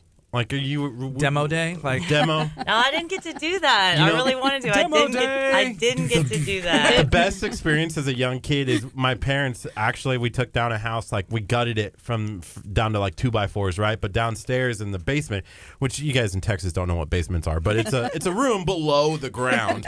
But there was this cement wall, like literally a cement wall that was part of it. And we're like, we don't want this stinking cement wall. So here was Curt as like a 7th grader, like trying to pick up this sledgehammer and swing it, and then you hit it. And I was like, oh, yeah. And it's like, Yeah. it was Like I was like, baseball. nah, because it was a big sledgehammer. It wasn't one of those little tiny things.